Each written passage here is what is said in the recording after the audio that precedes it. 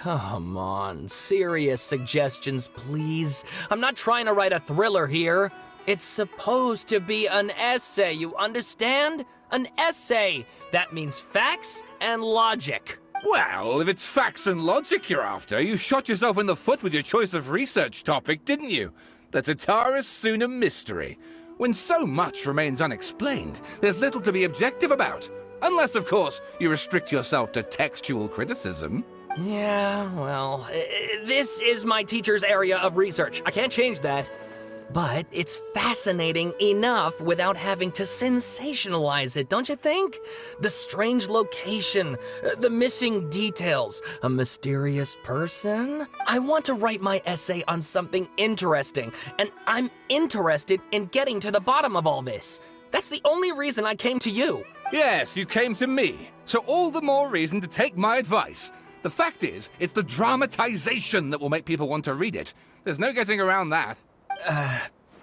Okay, but... Did one of them just mention Tatara Suna? But that's all the way in Inazuma! Is it just Paimon, or is it kinda unusual for someone in Sumeru to want to write a paper about that? Everyone here's just going about their business. Maybe it really is just Paimon. Guess people here are free to research pretty much anything. Great! Let's go find out what this Tatara Suna mystery is all about.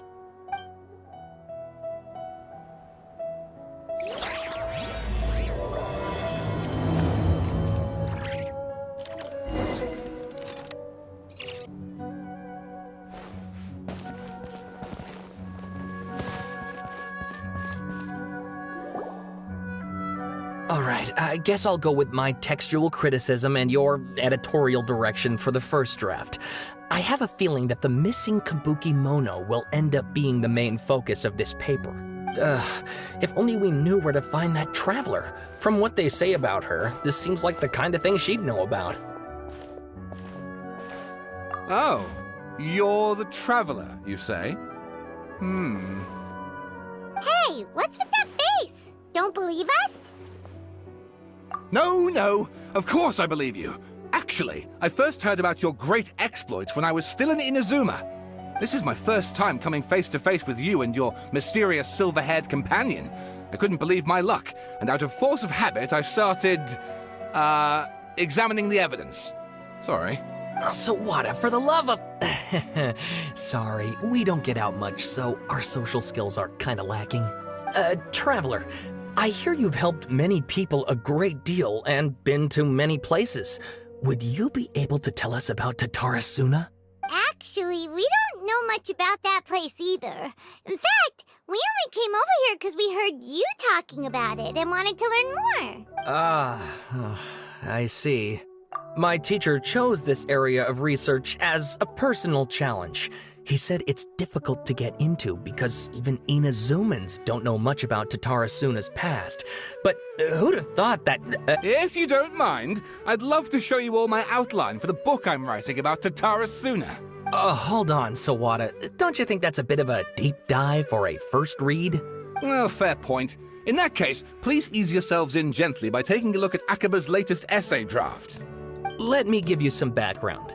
This all started with the discovery of some records in Tatara Suna.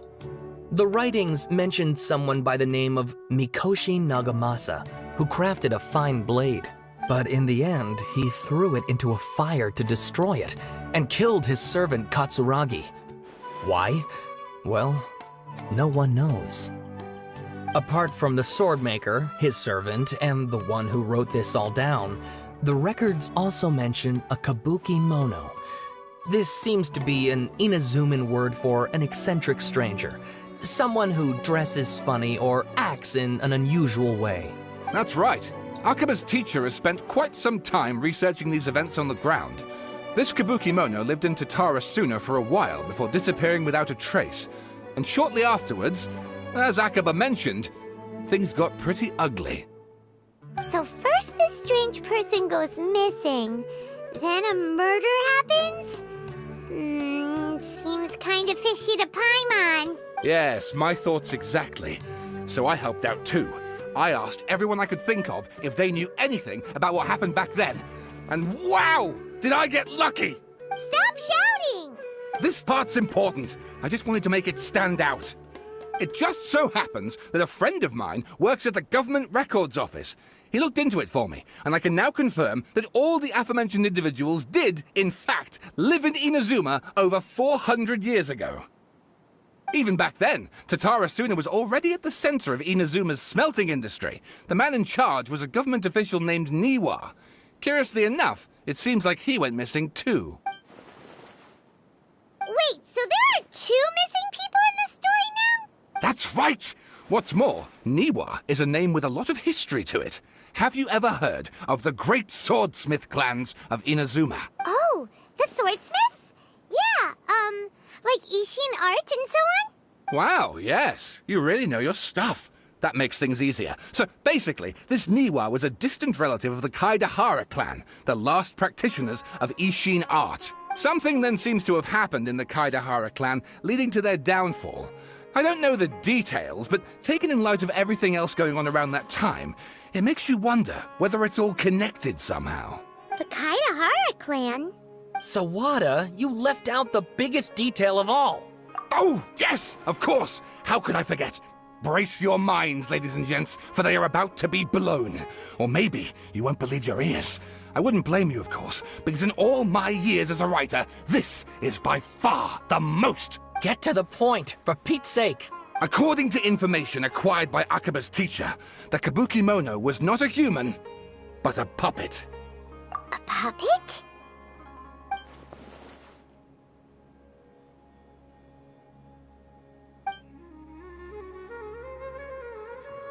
Aha! Judging by the looks on your faces, you do know something after all. No! Paimon just meant, how creepy. The way you described it makes it sound like a ghost story. I agree, it does. But considering that non-human races in Inazuma are by no means uncommon, spooky events are to be expected. And that's exactly what my book is about. Please, take a look.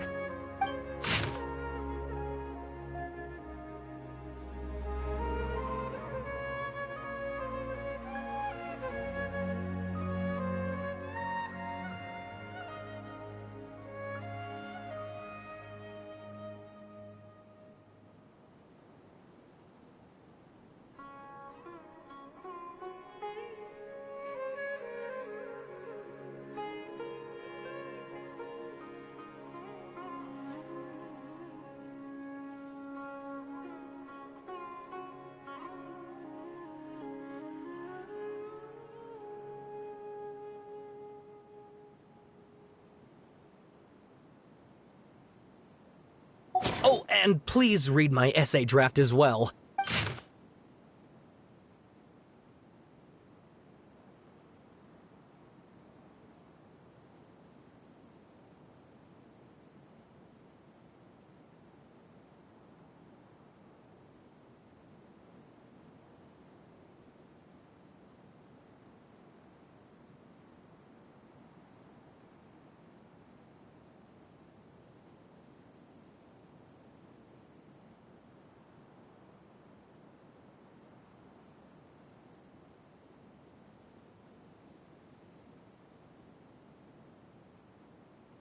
Sawada was encouraging me to follow his more creative approach, but I think essays should be grounded in facts. I don't think explaining everything away with mysterious forces will cut it. Oh, how about if I plug the holes in Sawada's narrative with political intrigue? Like, I could put a turf war between rival factions at the center of the whole series of events. Wait, you're allowed to just make stuff up? Pretty sure you've gone from essay to guessay there. Akaba, look. Your teacher has researched this extensively. I've reached out to everyone I could think of. Whatever information we have now is all that there is to know. This is as much detail as you're ever going to get. Besides, if there really was a political power struggle going on at anything like the level you seem to be suggesting, what hope would we ever have of finding out the truth? Good point. Okay, back to the drawing board, I guess. Give me some time. I need to find a new angle on this. We have some other stuff to do, so we'll have to say goodbye for now. Good luck with your essay! All right, thank you. If you find out any more info about all this, please do let me know. Thanks so much.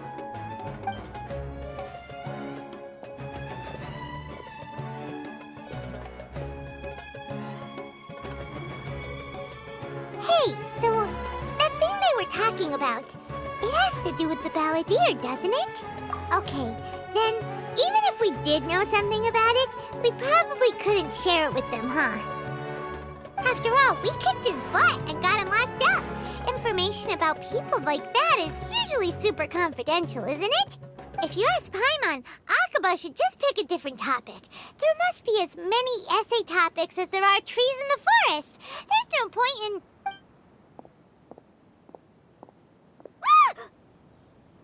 Hey, did you see that? He literally just went by, over there. It looked like... the Balladeer! No, it can't have been. He got locked up. Oh, quick, let's catch up and see.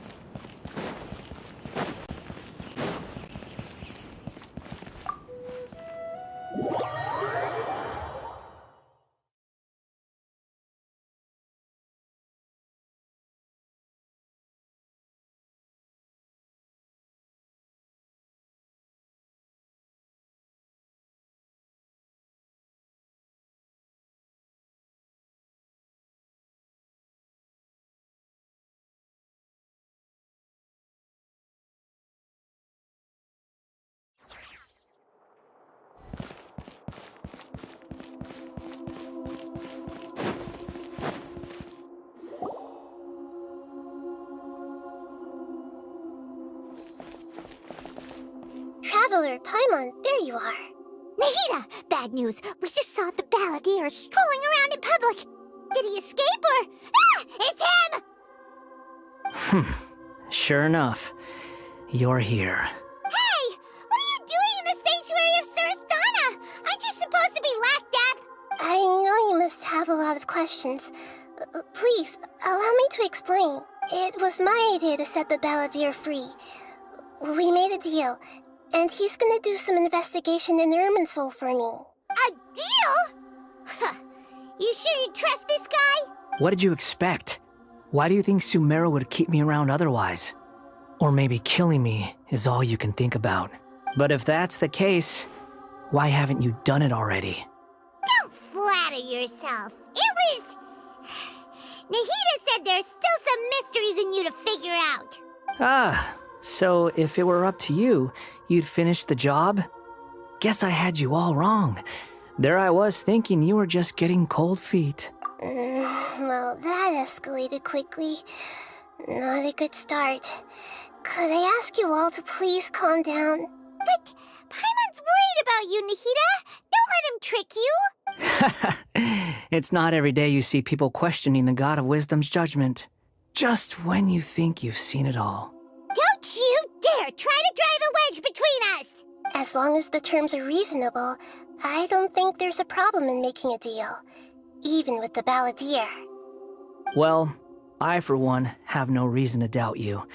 Considering you even struck a deal with the doctor. Yes, one in which I gained valuable information. You'll come to understand more about that in the fullness of time. The Balladeer's power was all but completely spent after your battle. He's no longer strong enough to be a strategic threat to us. That puts him in quite a precarious position. Plus, he's a former Harbinger with knowledge of many of the Fatui's sensitive secrets. Being stuck here in Sumeru could make him a sitting duck, depending on how the Fatui plan to respond. Wait a second. Farmer? You mean he's not a harbinger anymore? I take no pleasure in saying this, but it seems as if the doctor had no intention of welcoming back a loser, so...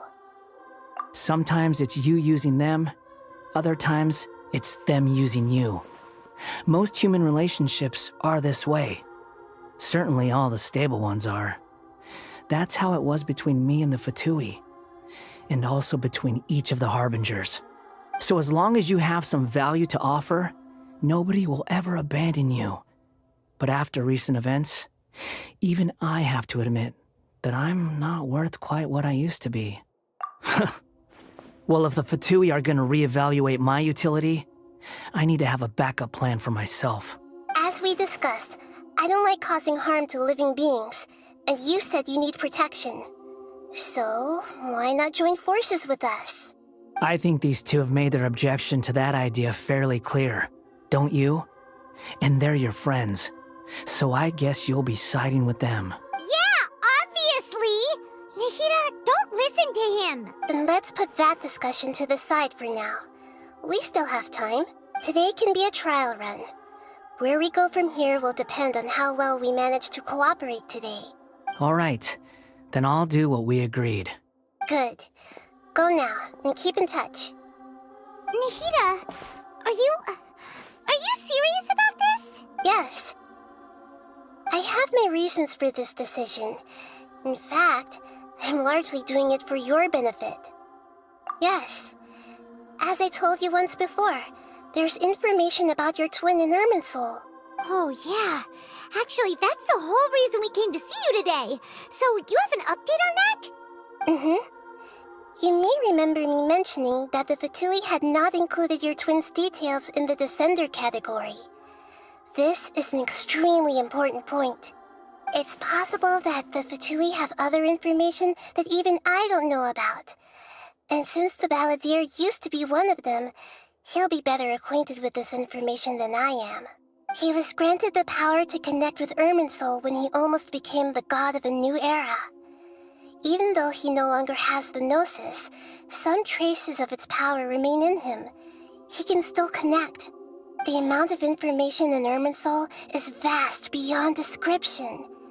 Sifting through all of it without knowing what to look for would take too long, even for me. So I asked the Balladeer to search in Irminsul for any information about the Descenders.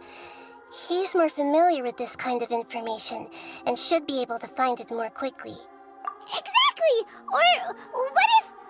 Paimon just doesn't trust him! He's treated us as enemies every time we've run into him! I understand. But sometimes, everything is dictated by which side you're on. How things will go in the future depends on what information he brings back. And Traveler, I know what your heart desires most of all. Our minds have connected several times before. There is a corner of your heart reserved for an intense longing. A feeling of being all alone in the dark, searching for the one candle whose light still burns. As Sumeru's deity, it is my responsibility to be on guard against the Balladeer. But as someone who counts you as a friend, I want to do something for you. If this deal with the Balladeer can give you the answers you've been longing to find, then it's worth it. It's my pleasure, really. You're Sumeru's hero. You've more than earned it. Paimon's still worried about this idea. Is there anything we can do to help? I was going to contact you about that, but then you suddenly showed up on your own accord. Seems like we have a telepathic connection. In fact, I was going to ask you to supervise the Balladeer on my behalf while he carries out the task I assigned. Even though he only has a fraction of his full power left, that's still a fraction of a former Harbinger. If you could accompany him, it would put my mind at ease. Of course, I'll be there to help guide you through Irminsul from the outside. Great, thank you. Prepare yourselves. I'm going to transport you into Irminsul.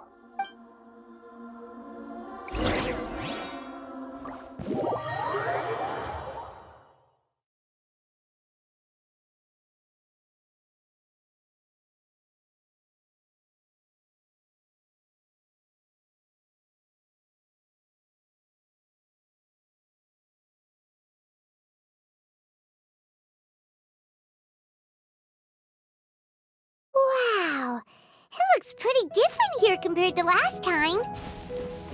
The colors are gentler. Guess that must be because Sumeru's at peace now.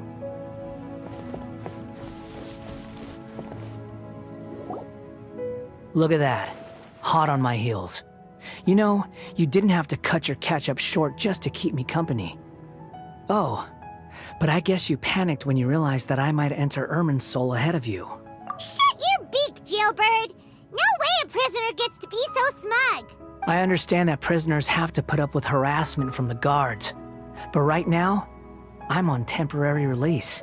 So maybe you should think about backing off a little. Sounds like a successful rendezvous. I need to be quite clear about something. In a few moments, you'll be entering into the innermost region of Irminsul. It is an environment like no other, and the most important place in all of Sumeru. Unlike anywhere else, Irminsul's inner region consists exclusively of torrents of information. You must put aside your differences and be extremely careful as you navigate your way through. I know there are many grievances between you, on both sides, but it is essential that you remain calm after entry. This is as much for your own safety as anything else. Fine. Let's call it truce. But only until this mission's over. Let's cut each other a little slack, shall we? We are gonna be traveling together after all. Per my agreement with Lesser Lord Kusanali, I'll be at the front. It's my job to lead the way and get rid of any obstacles in our path. All you have to do is keep your pretty eyes open and try not to fall behind. You sure are confident. Paimon will give you that. You make it sound like you're even more experienced at adventuring than us. If there are no further objections, I suggest we get going. Or did you need some time to mentally prepare yourselves? Ew! Ugh, the snark on this guy. It's unbearable. We can start now. Irminsul access granted. Initiating connection procedure. Is this a small sapling? Oh, darn it! Come on, let's catch up with him.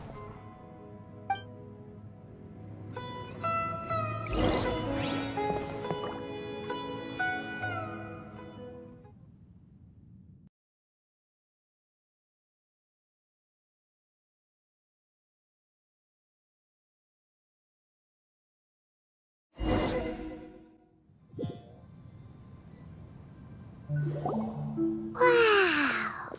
So this is the inside of Irminsul. Ooh! Paimon's never seen anything like this. And it feels like a sacred place. Irminsul is closely intertwined with the entirety of Teyvat. Every bit of information flowing here means something. Pick your jaws up off the floor. It's time to go. Why is it that Paimon just wants to do the opposite of everything he says? Lesser Lord Kusanali, we will now proceed to the heart of Irminsul. Can you still sense where the heart of Irminsul is? Yes. Permission to begin searching for information there? Permission granted. Go ahead. Let's go. Stay close. Don't go running off. Hey, so, say we did go running off in here. What would happen? What are you smirking at? I was just imagining the look on your travel companion's face if you went and got lost. Anything's possible in here. You can't rule anything out. So if you want to stay safe, your best option is to stick close to me.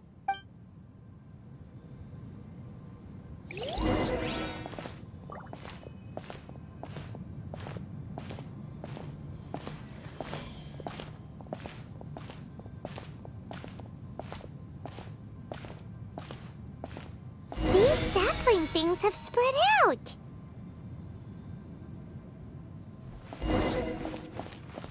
Those are all packets of information from inside Irminsul. Be careful not to touch them.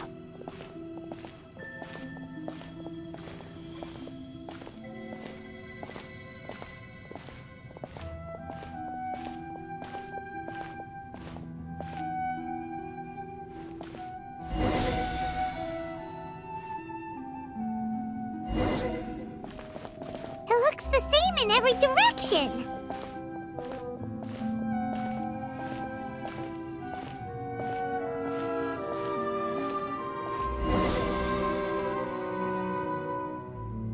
No wonder he mentioned about getting lost. Huh. What do you know? He was actually telling the truth. Is he mocking me again? What is it this time? There's a time and a place to lie, but this definitely isn't it. So why don't you relax your guard a little?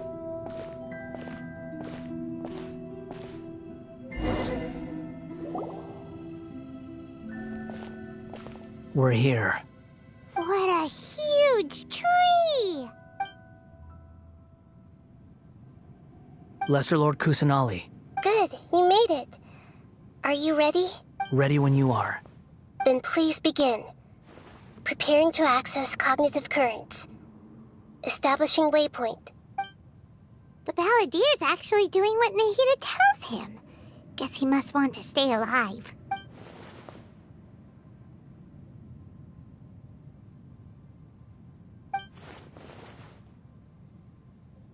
The rest is up to you. If you discover anything at all, make sure to share it with us. Will do. Huh. For once, we're the ones with nothing to do. Traveler, Paimon, would you like to talk? Yes, I've also invited Paimon to join. Huh? What the? We can talk to each other inside our heads? That's part of it. Plus, we're all friends. There's nothing wrong with us talking like this once in a while. Paimon's never tried this before. This is great! So, Paimon's been wanting to ask you something. Don't you think the Balladeer's a bit of a walking contradiction? He's always talking back, but he seems to listen to what you say. As I've told you before, there are still some mysteries for him to resolve. Things that are clear as day to me, but that he has yet to understand. Perhaps today will be the day that he finds some answers. Well done. Smart and attentive as always.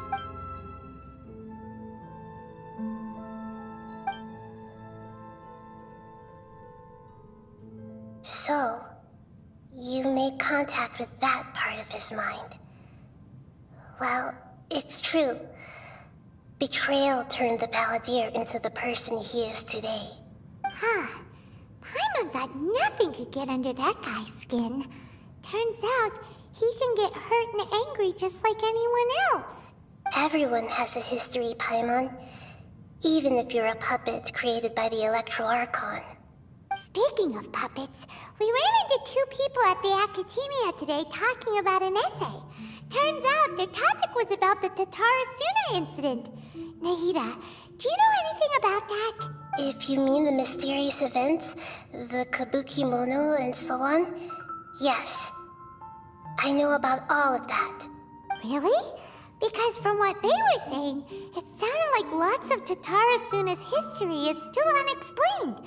And most of the information we have now is just from people filling the gaps with their imagination.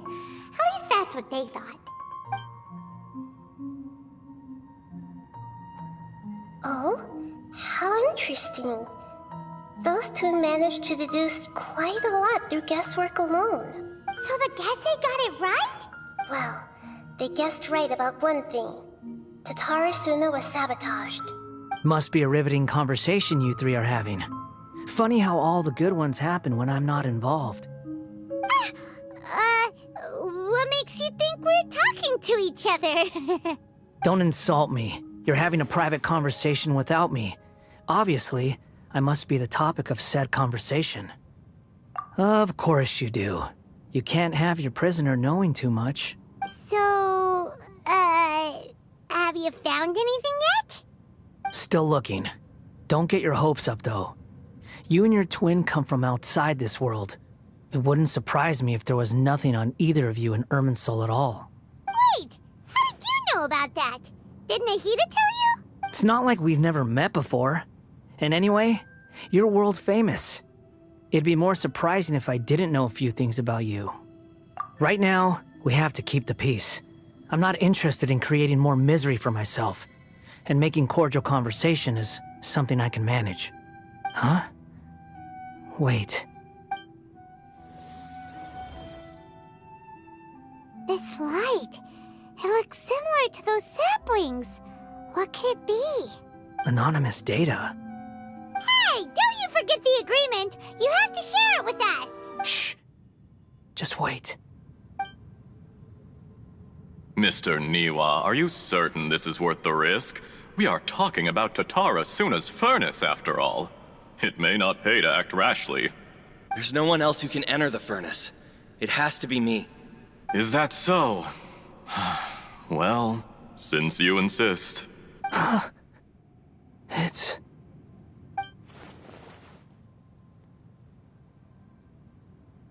Whoa!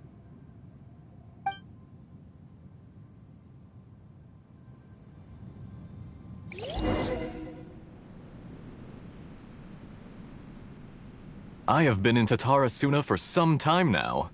You have shown me great hospitality, as has Mikoshi Nagamasa, and indeed, everyone else.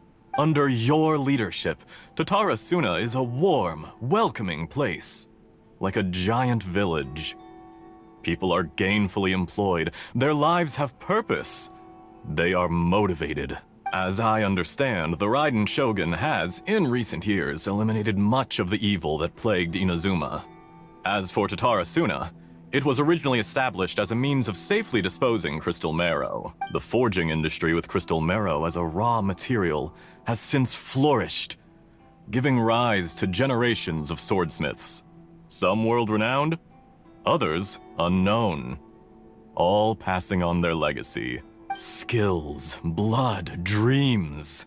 Every smith brought into this trade looks to find their purpose between steel and blade. That is why you accepted the proposal brought to you by myself and Akame. Yes, well, were it not for you coming to Inazuma and happening to make Akame's acquaintance, the two of you never would have joined forces. And he would be the first to admit that there's no way he could have revolutionized our forging process like this on his own. At least not on the same timescale. You allowed Akame to take all the credit for a method that you jointly developed. He sold it to me, and now every piece of ore here is smelted using the new technique. Even now, you remain one of Tatara Suna's key consultants, working right here alongside us. I believe it is you, sir, who are truly responsible for the changes in our manufacturing and forging methods. You flatter me. From the outset, I saw much that was commendable in the forging industry of Inazuma, and it has been my great honor to befriend you all. So you say, Escher. But is this really the truth? My good sir, what do you mean?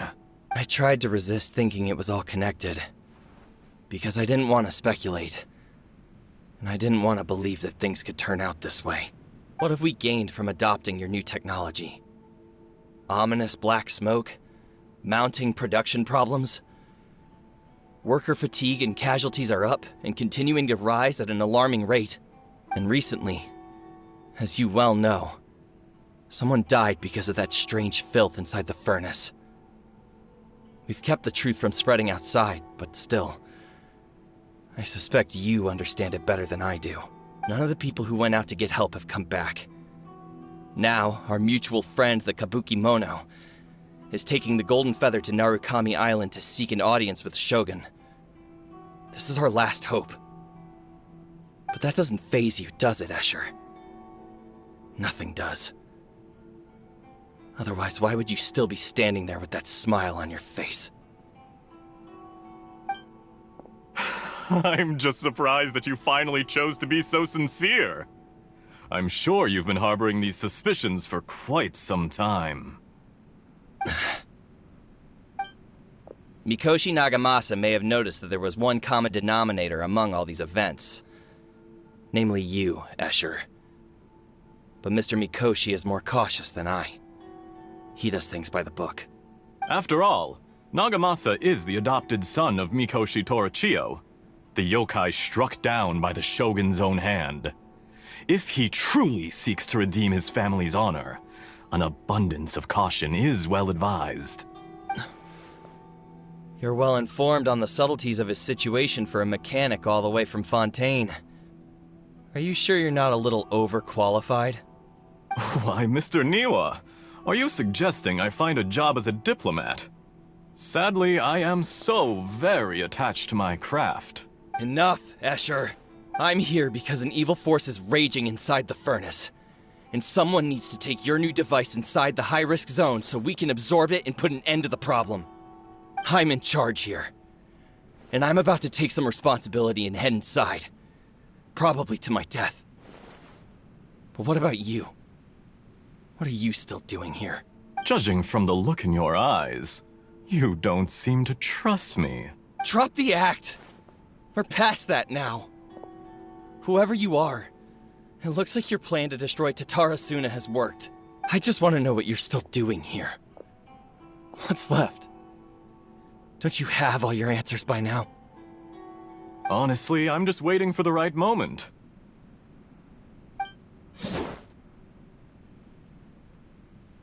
A moment like this, where you finish talking and I stop you from entering the furnace. You...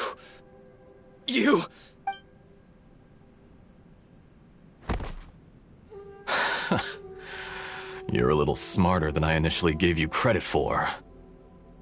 I thought I'd disguised myself exceptionally well, at least for the first few days. But to my surprise, you had your people look into my background right from the start. It's a long journey from Inazuma to Fontaine, but that didn't stop them. Eventually, they managed to confirm that Escher was an alias, and that I was not from Fontaine at all. And yet, despite all of that, you still fail to realize my true identity, and what I seek in Tatarasuna. Did you really think you would be able to see through my plan? If you kill me, there's no one who can get inside the furnace. So you're really going to destroy this place? Is that it? Oh, but you're quite wrong. There is one other person. Some may not see him as a person, but you told him yourself. You're not a puppet. You're a human. You're just missing a heart. Whoever you're working for won't get away with this. They'll be found out. But this makes no sense. What are you really trying to accomplish by all this? Why go to all this trouble? It's no trouble at all. Patience is a virtue which I have in abundance. This is all part of a carefully controlled experiment. If you must know, I'm happy to divulge my true identity.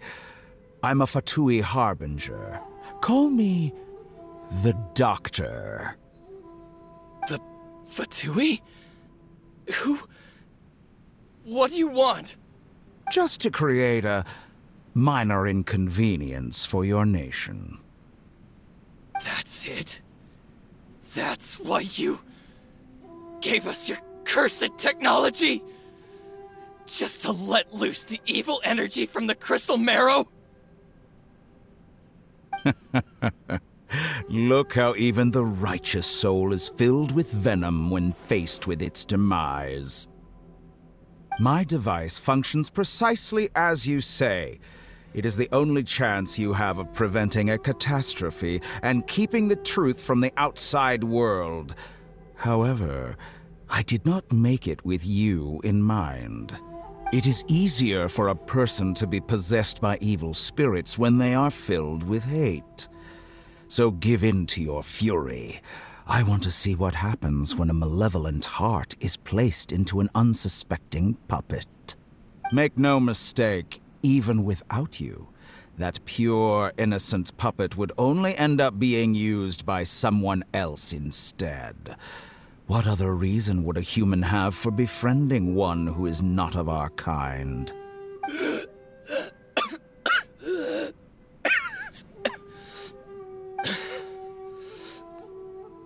If you give him my heart, tell him that both Nagamasa and I see him as one of us. He has nothing to prove to anyone. Because not everyone just wants to use other people. The only ones who think like that are people like you. What a beautiful way to see the world. It almost makes me feel a little guilty. Then out of respect for you, I shall redefine myself. Think of me as a monster or a demon, if you wish. At least this way your death is not a consequence of your own folly turning you into an easy target. You simply lost to something more powerful than you could ever hope to defeat. I say, Mr. Niwa, let's see what happens. Will your puppet friend become a human? No, that will prove quite impossible. Mr. Niwa? Already dead. What a pity. Jester, I have completed the task you gave me, creating a gap and infiltrating Inazuma's inner workings. What fun it was. I'd like to introduce a puppet to you. If he proves useful, let's make him our newest comrade. And if not, let's turn him to dust.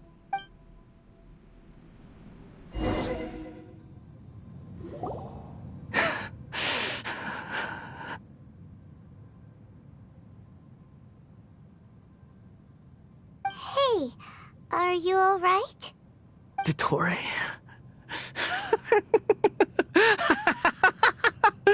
Dottore!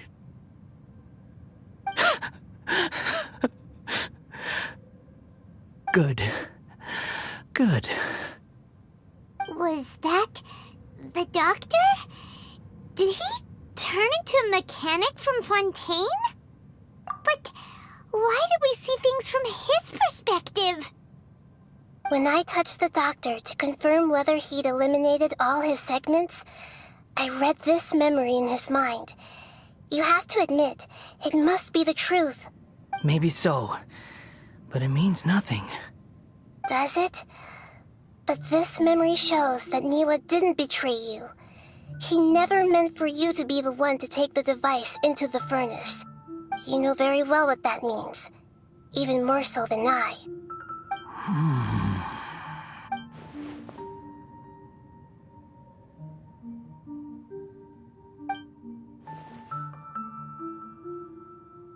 Let's give him some space. He looks really mad. Paimon doesn't want to be anywhere near him right now. We need to give him some time to process his emotions.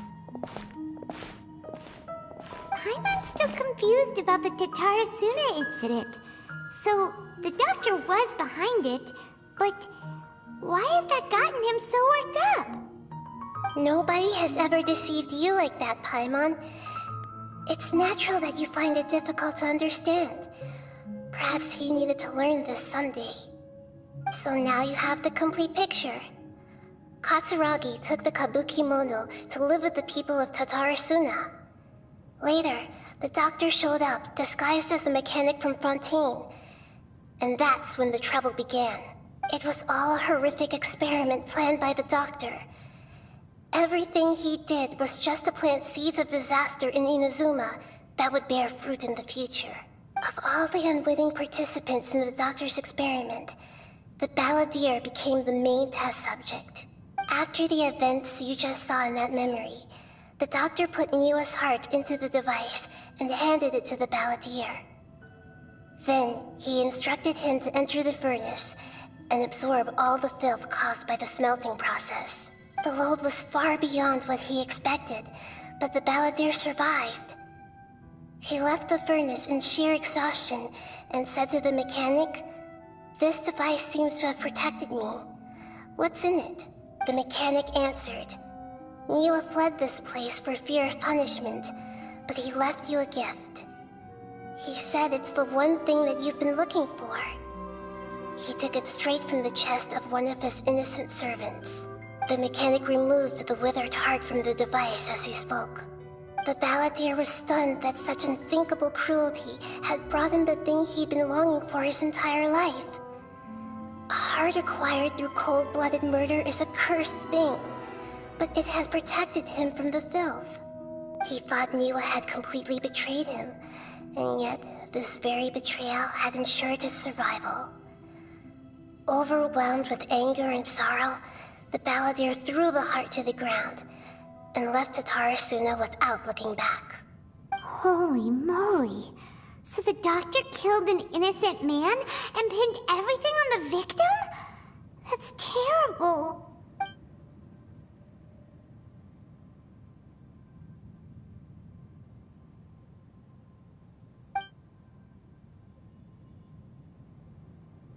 Yes.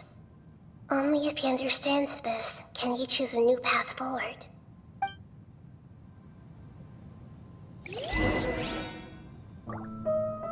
Dottore, you brazen-faced... Niwa didn't run from justice. You killed him.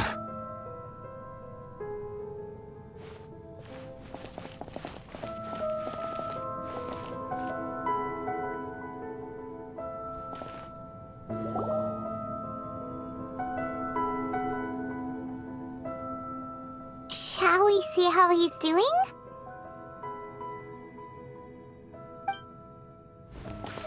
Hey, you alright? That's a scary expression. Are you worried about me? If we didn't have such a history, I'd almost think that qualifies me to be your friend.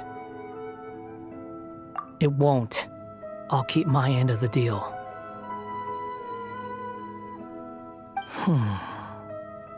Hey, aren't you investigating the stuff we want to know about? That's why we're here. But unfortunately, there's no information about the Descenders in Irminsul. Even if you can't find anything, that seems to confirm it. Irminsul does not keep records on the Descenders. Anyone who comes from beyond this world is not counted as part of Tevat. Oh, does that mean we have to leave empty-handed?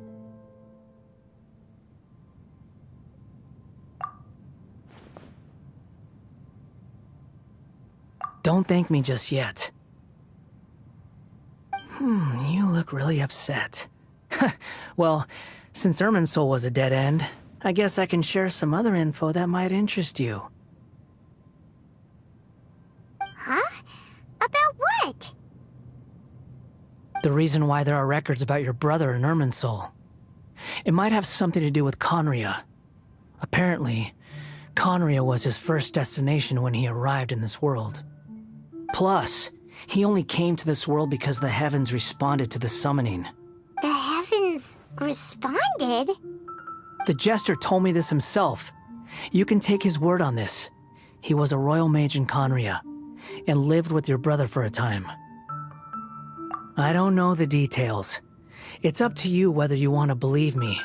All I can say is, I wouldn't lie to you about this. Did you get all that, Lesser Lord Kusanali? Yes. Astonishing news. Does this info count towards my mission?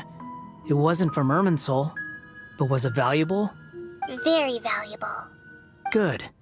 In that case, I'll take some time for myself now. Huh? What have you done? Lesser Lord Kusanali was right. My power's all but completely spent. Even if I use all of the divine power left in me, I can't sustain this shield for very long. I shared a secret with you, and now you owe me. So in return, I'd like you to answer a question for me. Give me your hand.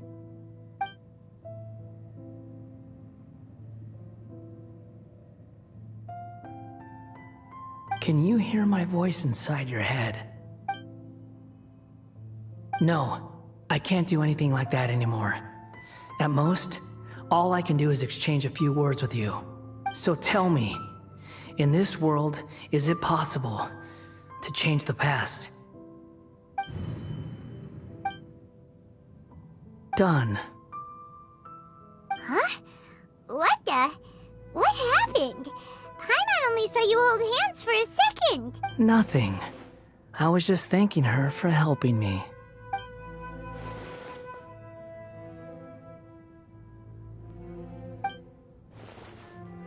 So long. I suggest you get yourselves out of here quickly. Where are you going? Hey, wait up! Didn't you say not to go running off? Fast reaction time. But I don't think we'll be seeing each other again.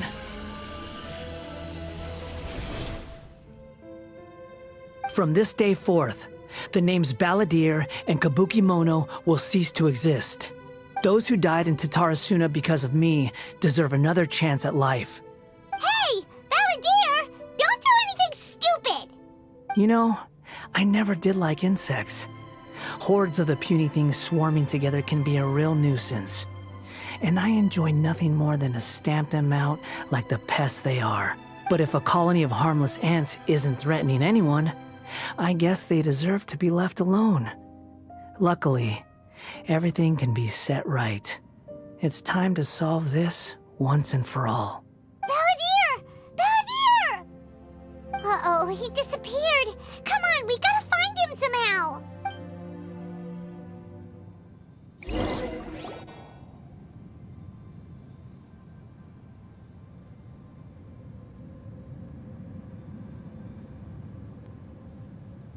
Oh no, he's really gone! Oh, can you hear me? Nahida! Traveler, Paimon, Balladeer, what happened just now? I was suddenly cut off by some kind of power. It was the Balladeer's fault. He shut you out! I didn't think he'd be capable of something like that with so little power left. Did he keep some of his power hidden when he was defeated? Or did he achieve something beyond his abilities, and it took everything he had? Where the heck did he go? Ugh, it's all our fault. We were supposed to keep an eye on him. Sorry, Nahida. Don't be. It's not your fault. Please, let me handle this from here, even though I'm not sure I can solve it. We're running out of time. Follow my lead and get out of Irminsul as soon as possible.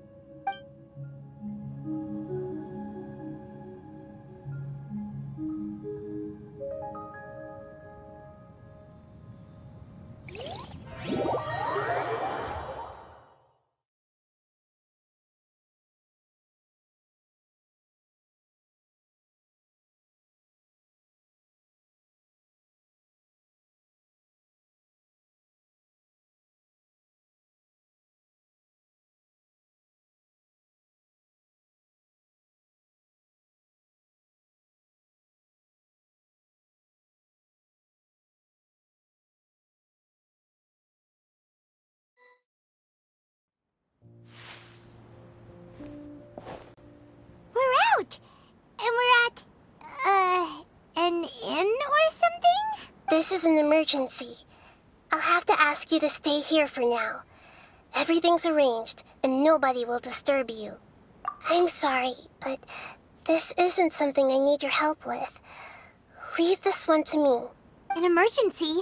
How bad is it? Nahida, will you be okay? Don't worry. If my assessment is correct, though there may be some minor disturbances, it won't lead to a disaster. Please rest and recover your strength here until I say it's safe. Her voice has gone. Paimon can't shake the feeling that something really big has happened. What do you think the Balladeer meant? And why did he suddenly grab onto you before?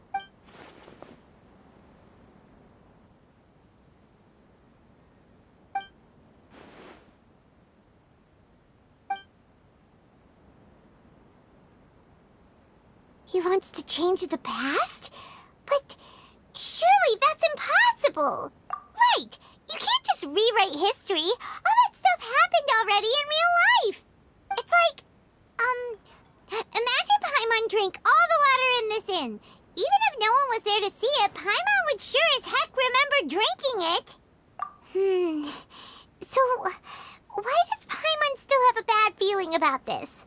Paimon can't help but feel scared about what he might do. Ooh, Paimon's so confused. Huh? Ah! Sorry, Paimon accidentally... It's the Balladier's fault for causing Paimon all this mental stress. But erasing yourself from history? It's unthinkable. Is that really possible in Irminsul? Uh-oh. Paimon's head is overheating from trying to understand what he's up to. And it's still not working. Ugh. Paimon's had it with that little brat. He's been nothing but trouble ever since we met him. There's no way he'll actually succeed, right? Otherwise, won't everyone who's connected to him be affected too?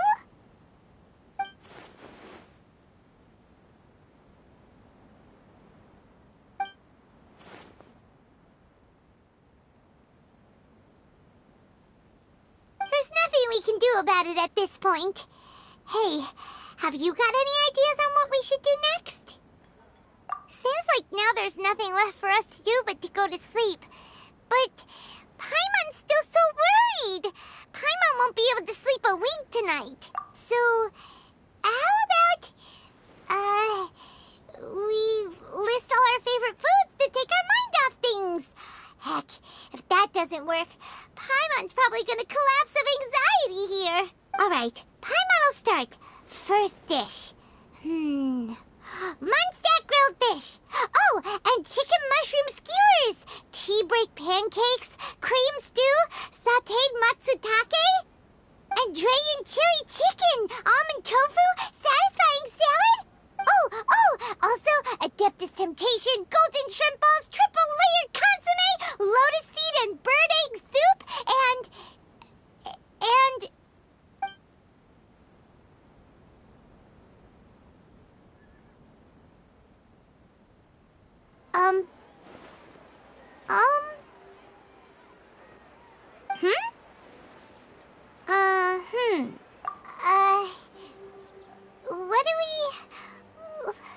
What was Paimon supposed to be doing just now? Paimon was, talking? Huh. Paimon suddenly can't remember what she was talking about. What was it again? The Balladeer? Is that a food too? Huh. Weird name, though.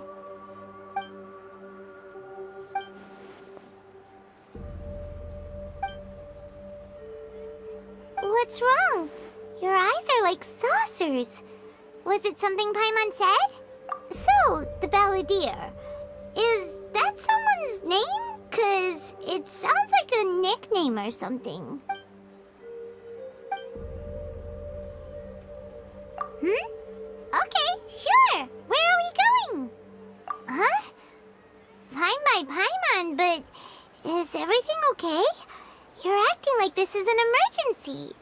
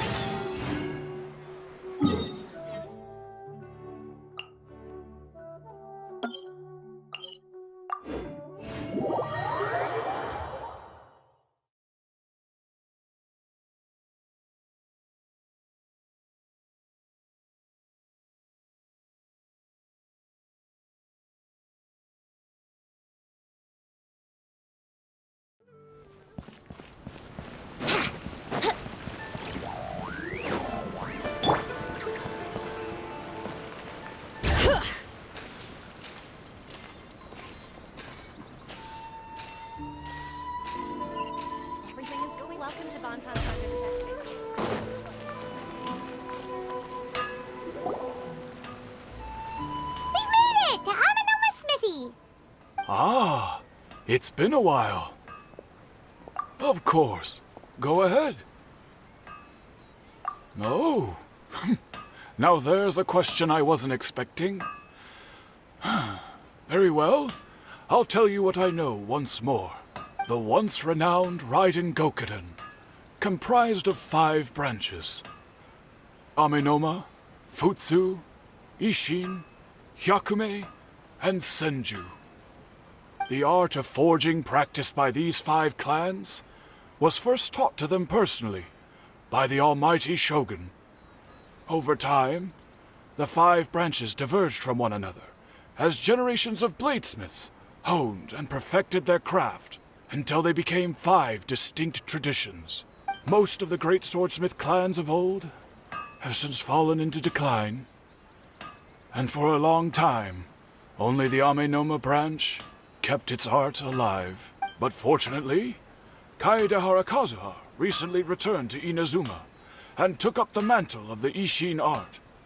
Now, 2 clans remain of the original Gokuden 5. If my memory serves me right, you yourself were present when he forged the Ishin blade. Oh, yeah, we were! Paimon remembers that now. We learned a bit about the decline of the Raiden Gokuden then, too. It seems like such a shame. That, my friends, is a tragic tale indeed. In fact, this was not made known to me for most of my life. All these years, I knew of those great clans' demise, but never the cause.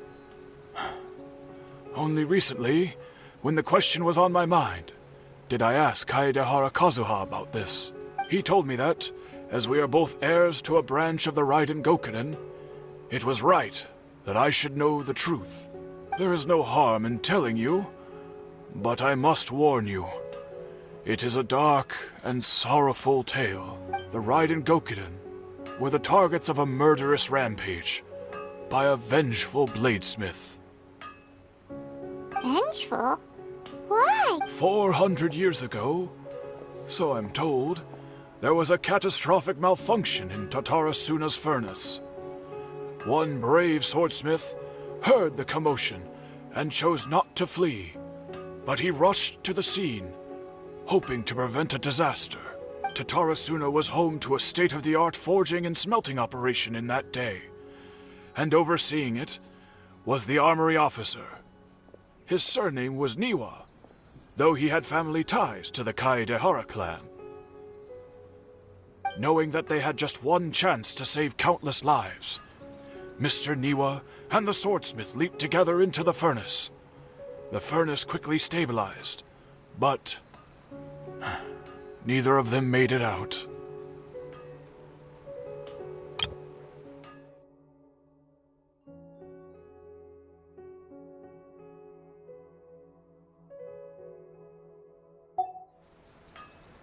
The smith's death, though heroic, dealt a devastating blow to his family's fortunes.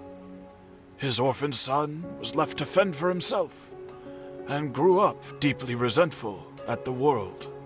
In his heart, the whole of Inazuma was culpable in his tragedy. He hated the almighty Shogun for her apparent indifference towards his father's death, and he hated everyone who had done nothing to try and save him. Powerless and destitute, the only legacy he had to pass on to his children was his hatred. Generation after generation bore this grudge, living in utter misery. Alas, if only the story could have ended there. But 100 years ago, the then head of this family reached the end of his wits. He could bear their fate no longer, and yet he could do nothing to change it. Finally, he made a drastic decision to take revenge on the Raiden Gokuden. In doing so, he sought to vent his pent anger and shake the very foundations of Inazuma's forging industry.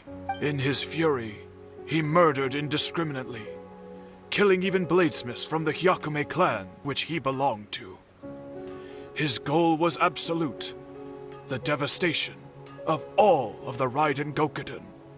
But when he came to the Kaedehara and Kamisato clans, his killing spree came to an abrupt end. He failed to catch them unawares. They fought back fiercely, and they did not spare his life. That is why the Kaedehara clan and their Ishin art survived that day. I suppose they were the lucky ones, under the dire circumstances.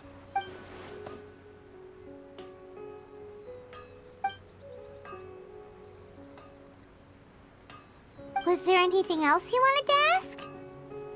Kazuha? Why, yes. Just yesterday, in fact. We spoke for a while over some tea. He seemed well. My pleasure. Don't tell Paimon. There are other places you want to visit too, right? Your expression says it all. You can't hide anything from Paimon. On to the next stop. Lead the way, traveler. Paimon will be right behind you.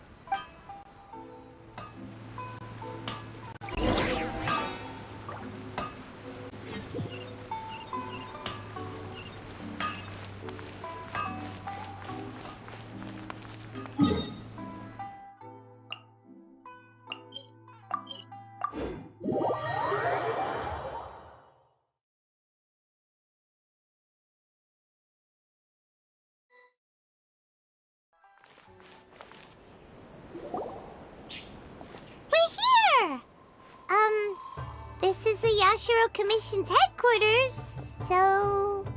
Traveler! It's been a while. If you're looking for the Commissioner and Miss Kamisato, I'm afraid your timing is unfortunate. They're not here right now. Are they out on business? The Commissioner is out on business, and Miss Kamisato is standing in for some meetings in the Commissioner's place. If it's urgent, you're welcome to wait inside until they get back. What do you think? Shall we go in? If it were anyone else, I couldn't allow it. But seeing as you're so close with the Commissioner and Miss Kamisato, I think it should be okay. We'll be heading in then. Thanks! Hello, dears. Is there something you want to say?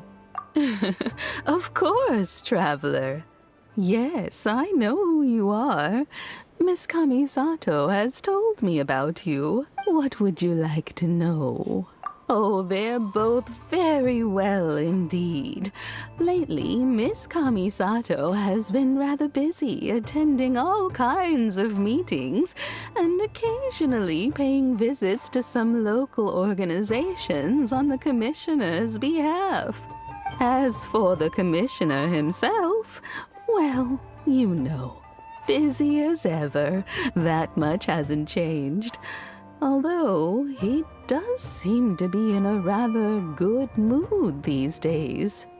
So pretty much business as usual in the Yashiro Commission, huh? Very much so.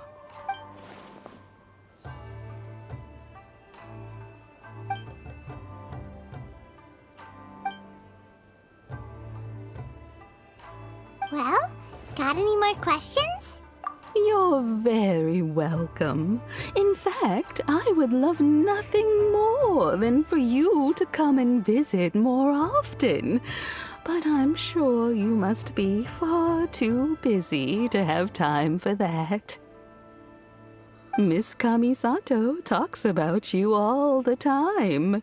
She seems so thrilled to have you as a friend, and she's always saying how talented you are and how much she admires you. I must say, many things in Inazuma seem to have taken a turn for the better since you arrived here. So you're not just Miss Kamisato's knight in shining armor, you know. You're a hero to us all. Alright, goodbye for now. Where are we going next? Great! Goodbye, ma'am! Don't worry, we'll see ourselves out. All right, then. Take care now. Hope to see you soon. Oh, are you two leaving already? Yep, everything's taken care of now. Don't worry. Very well. Safe travels. Goodbye.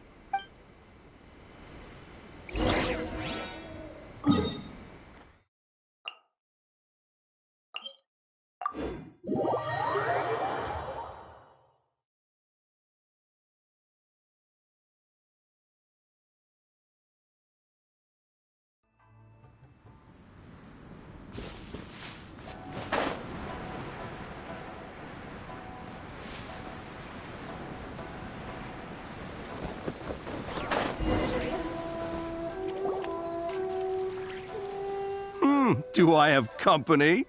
What kind of person comes to a place like this and just spaces out? Let's find out.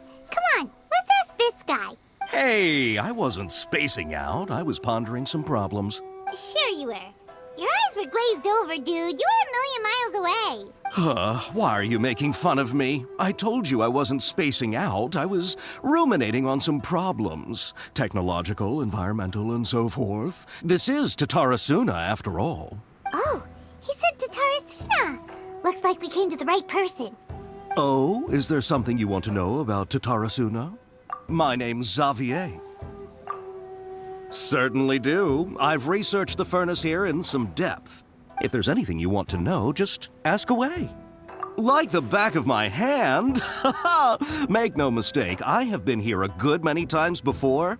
Not only that, but I've met people in Inazuma whose families used to live in Tatarasuna years ago. They said it's all true, the history here.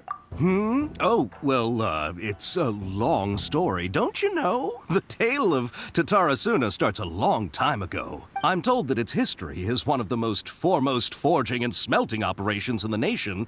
Goes back around 1,000 years. Still, the furnace has had a couple of serious maintenance issues along the way. A couple? When exactly? One was just in the last few years, the other was several hundred years ago. A fun fact, I'm not the first Fontaine tech guy to come and work on it either. There was a guy back then too. They say he was a mechanic who consulted on a technology upgrade. It seems like the technological collaboration between our two nations goes back a long way. How about that? Hey, weren't you gonna ask Xavier something about Tatarasuna? Come on, ask already. Oh, I didn't realize you two were here for a history lesson. Me neither. Paimon doesn't know what's gotten into this one today. Feels like we've been preparing for a history exam or something. What brought this on? Did you just wake up today with a sudden burning desire for historical knowledge? Sure, go ahead. A kabuki mono? No, I can't say that I have. I do know the word, Inazuman for those eccentric types who always go around dressed to the nines. Just the sort of person that I'd like to meet, actually. But sadly, I've never had the pleasure, nor have I come across anything to do with a kabuki mono where Tatarasuna is concerned.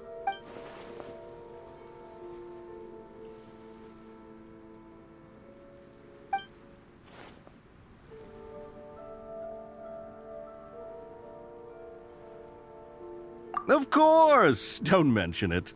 Oh, we're leaving? Okay, bye, Xavier. Oh, you're most welcome. More than happy to help. Farewell. Looks like you got all the information you're looking for. Sure, but what's up with you today? Whatever it is, it seems like it's really troubling you. Keep your smile, Spinal Crocodile. No matter what happens, Paimon will always be there for you. Hey, don't mention it. Alright, let's head off and go meet Nahida.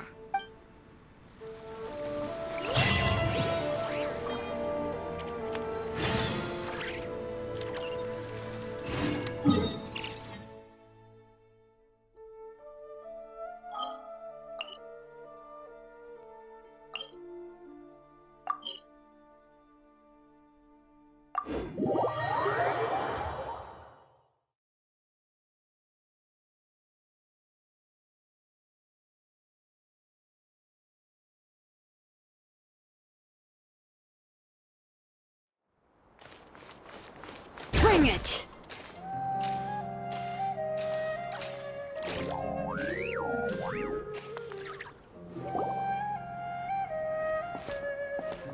Hey, it's them!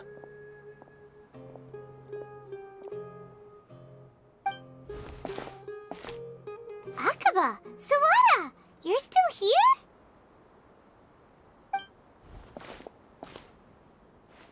Indeed we are. If you have a moment, we'd love for you to join us once more. We have time. What do you want to talk to us about? It's the same topic we discussed last time. Obviously. Still looking for more info about Tatarasuna, huh? Should we join them? Unfortunately, we haven't made any real progress. Huh? Oh, of course.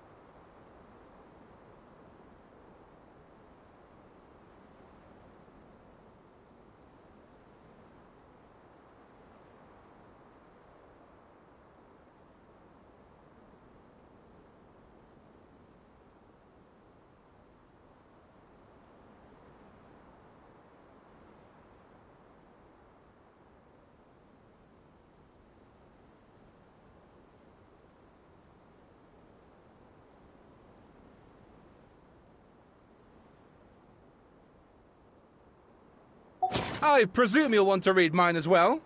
Here.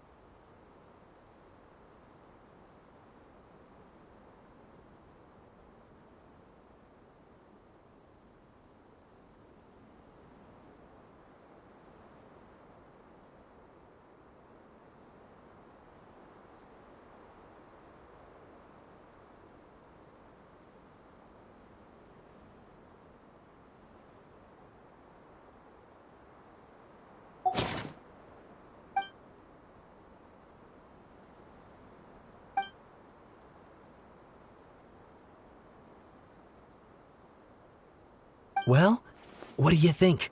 Hey, Traveler. Remember how last time Akaba was saying how he wished he could gather more information about all this? Well, we just got back from Inazuma. So how about we tell them what we learned? What did you find out? Something big? It's a long story. Basically, we have some friends in Inazuma, and... Wow, so many new details. Thank you so much for sharing that with us. Well, well. So it all comes down to one man's desire for revenge. Huh. You heard this from a member of the Amanoma clan, you say? Then I guess it must be true. Ugh. So there's no ghost story here after all. This new information actually lends further credence to my hypothesis. Evidently, swordsmiths were seen as having an incredibly prestigious role in society those days, to the extent that harming them was conceived of, at least by the perpetrator, as a way of exacting revenge against those in power. Yes, okay, point taken, you were right. But that doesn't mean I can't carry on with my novel. And they're back at it. These guys are really into this. Oh, so sorry. Look at us, prattling on about our projects and ignoring you. Thank you so much for the information. You're welcome. See ya. Keep us in the loop if you find out anything else. Will do.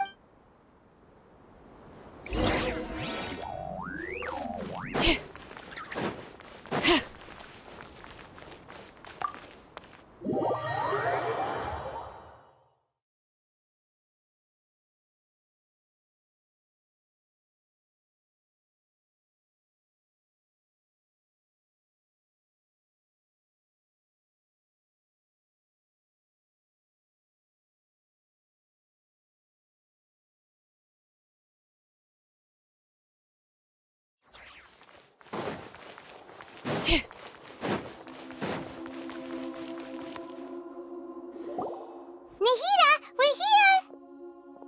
Traveler, Paimon, how have you been? Ugh, where to start? Paimon hasn't had a moment's rest this whole time. That night, we ended up chatting and chatting until suddenly the sun was up. And then she decided she wanted to go to Inazuma. The Balladeer? It sounds like some kind of code name. You look troubled. Is there something you need to tell me?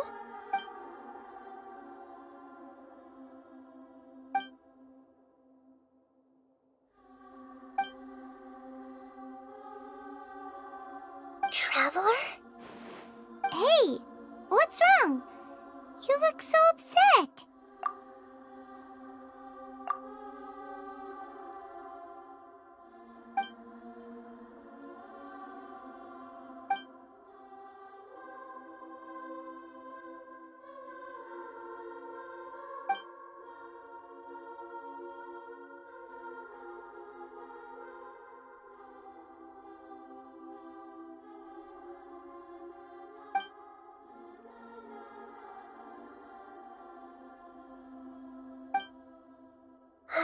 That's quite a story. So, this puppet known as the Balladeer erased himself from Irminsul, hoping that he could change the past. But how was he even able to do that? As the Traveler said, he very nearly became Sumeru's deity. Admittedly, I remember it a little differently. I don't recall finding anyone inside the machine after we defeated it. Nevertheless, it does make sense. If someone were to successfully erase themselves from Irminsul, the world would change to reflect the new reality. So, you believe this person really existed, and we just don't remember him because... well, because he literally changed the world? Yes. Theoretically speaking, it is possible to do this. But I'm struggling to imagine the kind of person who would dare go through with it. The Traveler comes from a world beyond Javat. That's why there's no information about her in Irminsul. And it also explains why any changes to Irminsul wouldn't affect her. So if there's anyone in the world capable of retaining memories from a past that has been rewritten, it's you. It's quite incredible when you think about it. Paimon's having a hard time understanding this Balladeer guy's motivations. Why did he do it? I can only make inferences based on the information we've been given. As for what kind of person he was, only you remember that.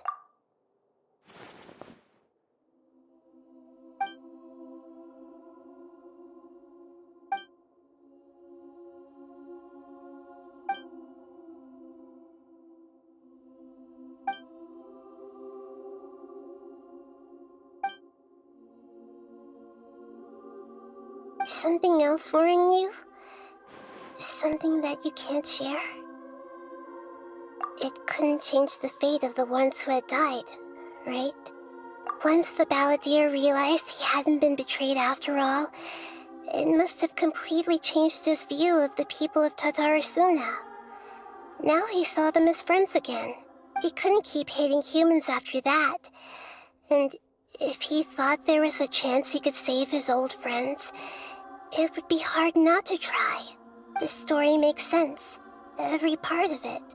The Balladeer tried to achieve godhood with the Doctor's help. He was unsuccessful, but retained the power to connect with Irminsul. That power then enabled him to change what was recorded in Irminsul and erase himself, even though he didn't have much strength left. Yeah, it does make sense, but it still ended in tragedy for his friends. It just feels so hopeless. He gave everything to do this, but it seems like he got nothing in return.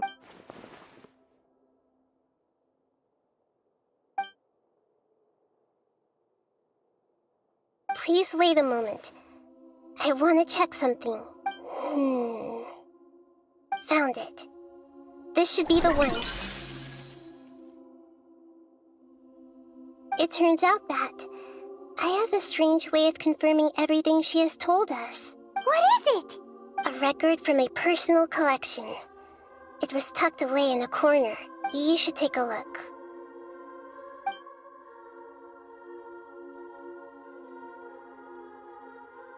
Is this a fairy tale? Who wrote it? I authored this record myself. Huh? You wrote a fairy tale that somehow has something to do with the balladeer? When combined with the traveler's narrative, it's clear that this story is an allegory.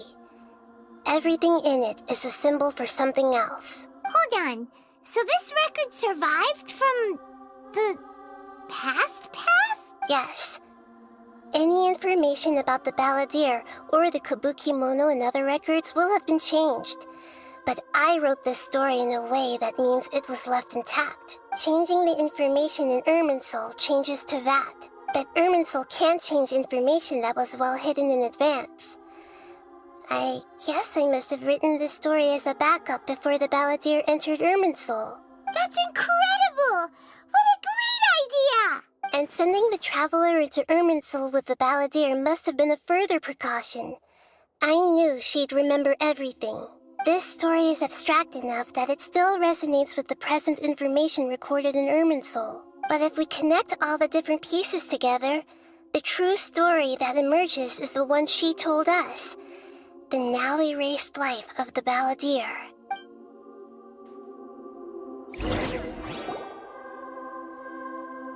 There was once a lone monster draped in fox fur. The monster found a family of foxes, joined them, and they became friends. The monster lived with the family day and night, and everyone treated it as one of their own. Once in a while, the monster would take off its fox fur at night and lament to itself as it gazed at its reflection in the water. I am a monstrosity, yet they are too foolish to see it. I pity them. But the monster soon found solace when another came to live among the foxes who was not their kin. A kitten, carved from the wood of a white tree who had been abandoned by the humans. The kitten too wished to become a fox, but its tail was too slender and it could not grow a coat of richly colored fur. Yet when the other foxes saw this, they spoke words of comfort to the kitten. Even without a tail and fur like ours, you are still one of us. Furious at this happy resolution, the monster lit a fire on the mountain. The terrified animals panicked as the fire spread. The only way to extinguish the flames was to make a sacrifice. A gray fox stood up and addressed the monster. It said, "You are the cleverest among us. Surely you can help us find a way to solve this." The monster smiled, led the fox toward the fire, and murdered it. The gray fox's heart was turned into a beautiful drop of water, clear, spotless, and pure. The monster gave the heart of water to the kitten, telling him, "The foxes have decided. You are the one who must be sacrificed.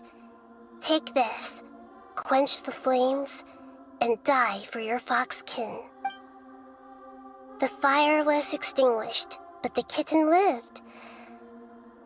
It left that side of the mountain and found a little bird who had a broken wing.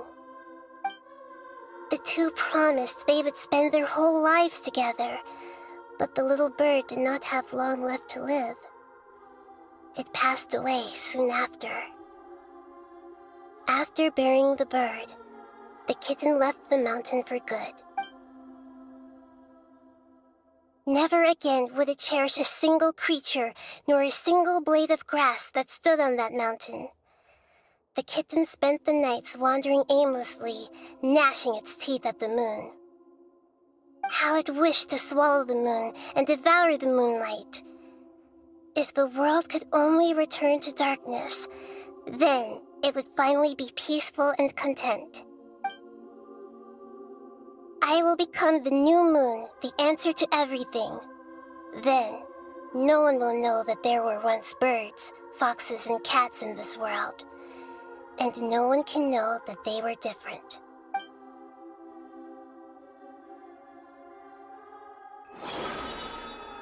We solved it! I remember now. This is not just the Balladeer's story.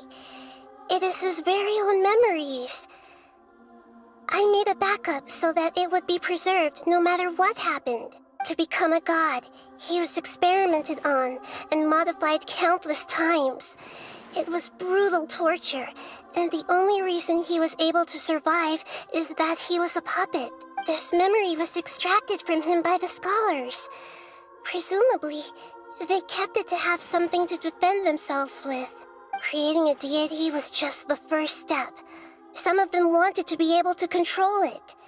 That's why they backed up his memory for later use. I buried it deep inside one of my own dreams, and then hid it inside an allegorical story so that it wouldn't be altered.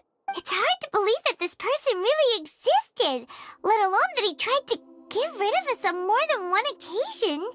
Paimon has no memory of him at all.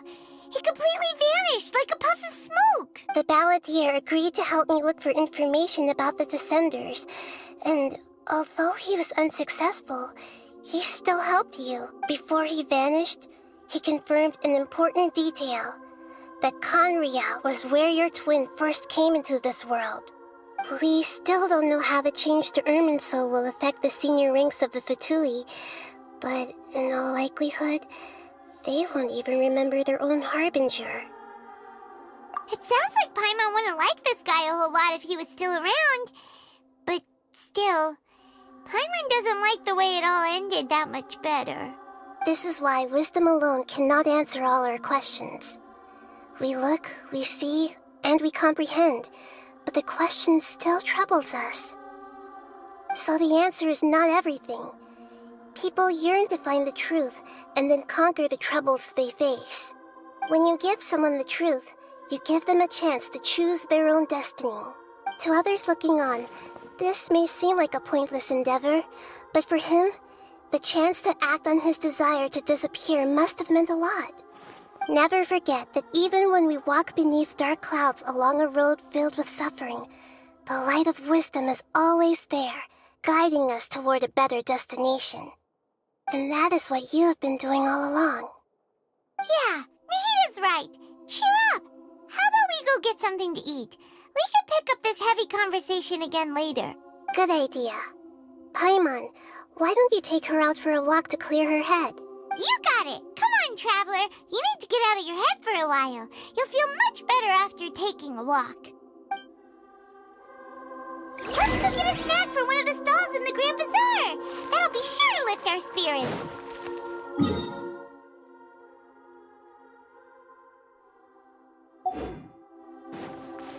It must be really tough being the only one who remembers all that. But Paimon's always here to help cheer you up.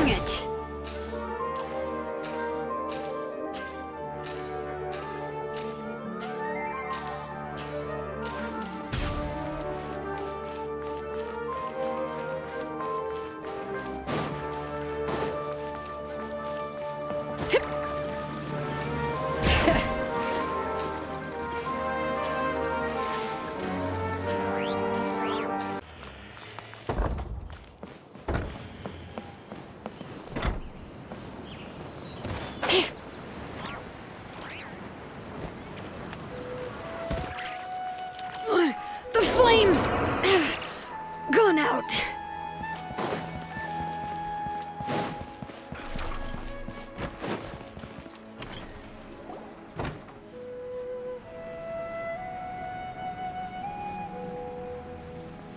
We're here! What should we eat first? Hey, are you gonna answer or what?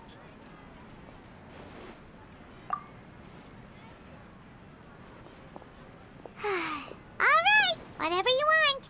Well, Paimon will be right here when you figured stuff out. Then we can get something to eat.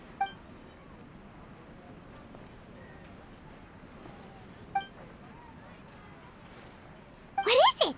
Have you figured it all out?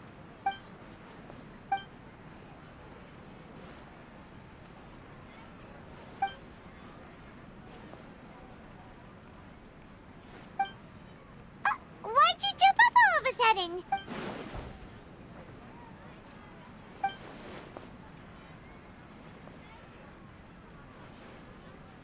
Excuse me, boss. There seems to be a small problem with the last bill.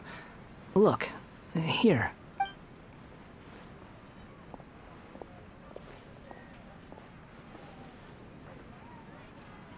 Hey! Hey, wait! You mean me? No, not you. That kid! Didn't you see? Little rascal grabbed my last 2 fresh Sunsettias and ran off. Look, if you're gonna help out here, you can't keep spacing out, okay? What is it? The work's too boring for you? Or has the big city got too many distractions? I wasn't paying close enough attention. Sorry, boss. I think you're right. Maybe it's the city. It's so exciting. It can be hard to focus. Who's that guy? You know him or something? He's who? You're a strange one, kiddo. You say you don't want any money for helping out here, and then when I actually give you some work to do, you keep letting yourself get distracted. I don't want to take advantage, so I'm happy to pay you what I'd pay anyone else. But if you keep acting like this, pretty soon I won't be able to afford to. No, please. I mean it. You don't need to pay me anything. I'm just so thankful you agreed to take on an outsider like me. You're welcome, I guess. But I got bigger things to worry about. Look, we're all out of Sunsettias, and I promised the lady down the street I'd deliver a fruit bowl this evening. Leave it to me. I'll find some more. Just a moment. I'll be right back. Stop. I'm gonna level with you, kiddo. I've never met a worker who said they didn't want a wage before. And at first, I got greedy. Couldn't believe my luck. But I figured you'd start asking for something in return eventually. You don't want money. You don't take days off. And in your free time, all I see you do is wander around, taking in the sights.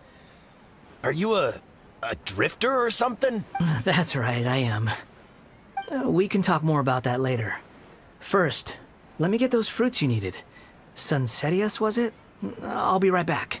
Hey, what do we do now? Okay, stay out of sight. Don't let him see you.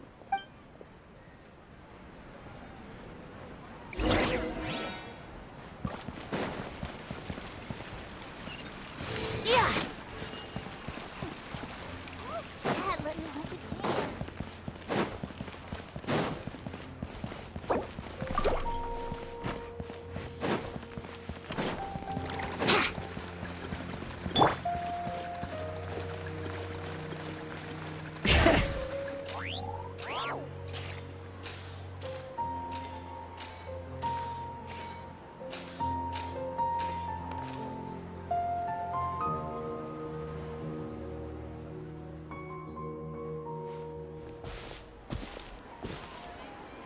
Yeah, this'll do. Even though you say he's the balladeer, what are we planning on doing? Stealing his Sunsettias? Isn't that a bit too cruel? Oh, all right. This should be enough. Guess I should wash them before I take them back. Huh? You two over there. Is there something I can help you with? He spotted us! You've been following me all the way from the city. I'd have to be blind not to notice. Have we met before? No, we haven't met. But you know me? I have no recollection. Are you absolutely sure? Sorry, but I just can't take your word for it. A puppet?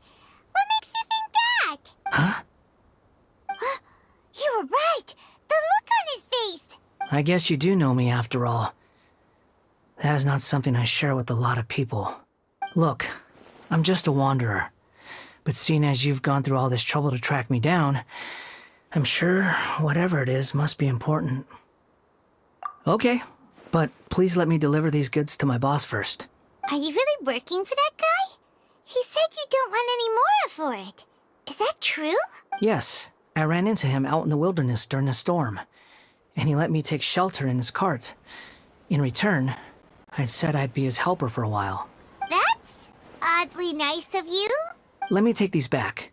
Then I'll come with you, okay? Then let's return to the city.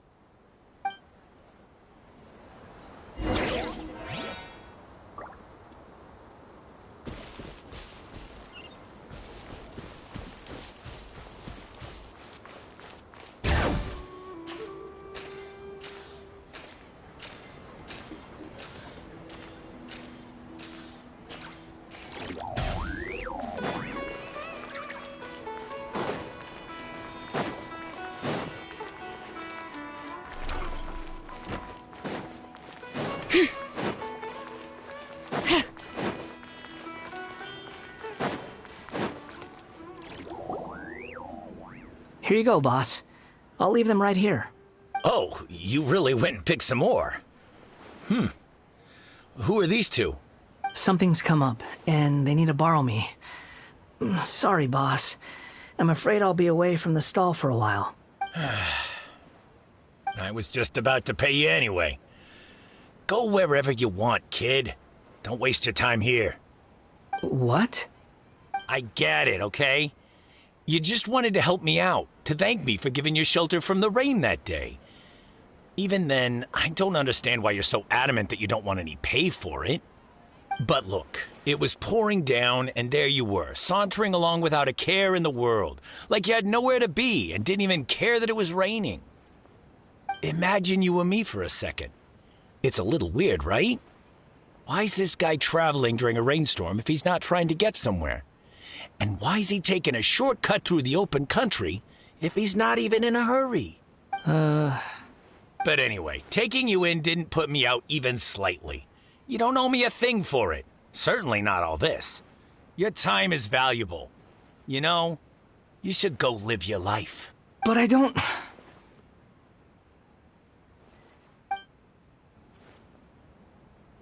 No, you're right. Then I suppose this is where we say goodbye. Thank you again for taking me into the city. Don't mention it, kiddo. I've run into all kinds of characters over the years. I just hope you find your path. Thank you. All right, done. Thanks for waiting for me. We can go now.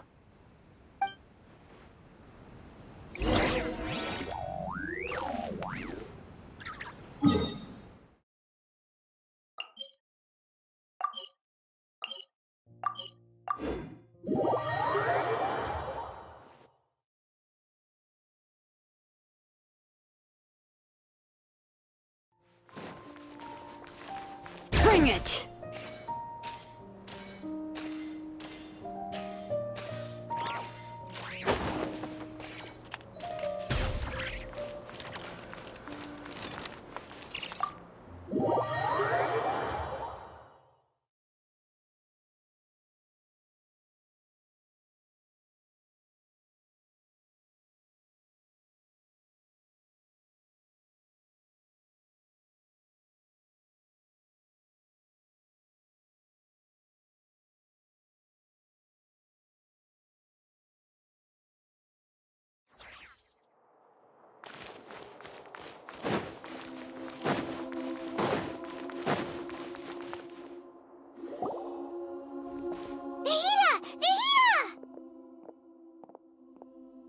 What's wrong? Huh? Are you? Hello. I do apologize for the sudden intrusion. We found this guy in the street, but he doesn't seem to remember anything. So, yeah, quite an eventful walk. You say that you are trekking across Teyvat to train yourself. Many other Inazumans who describe themselves in this way call themselves Shugenja. Why do you refer to yourself as a wanderer? Well, it seems more relevant in my case. To me, it sounds like a plant with no roots. But these two claim that they know me, and that I have a hidden past unknown even to myself. I wouldn't call it the past, but rather... this is a difficult one to explain. I don't like to rely on using terms like this often, but in your case, it seems that it ought to be called, previous incarnation. Oh, like a past life or something? Yes, something far more distant than the past. So far away that you cannot perceive it. Okay, I have to ask. What was I like in my previous incarnation? Oh, okay. I see. You want to tell me, but you can't bring yourselves to say it. Looks like I didn't have the most wonderful existence in my previous incarnation. If it's that difficult to talk about, I have no doubt it will be just as difficult to hear, but I'll be able to handle it. Please, tell me the truth. Is truth something you care a lot about? Yes. Then I'll be straight with you. In your previous incarnation, you did many things that would be considered evil. You nearly died because of what other people did, and many died because of you. As a non-human being, you hated gods and humans alike. You drifted from place to place, never able to settle, even where you found status and identity. You adamantly believed that you were missing a heart. Actions rooted in persistence sometimes bear bitter fruit. Sometimes, you have to let parts of yourself go, or you'll never be happy.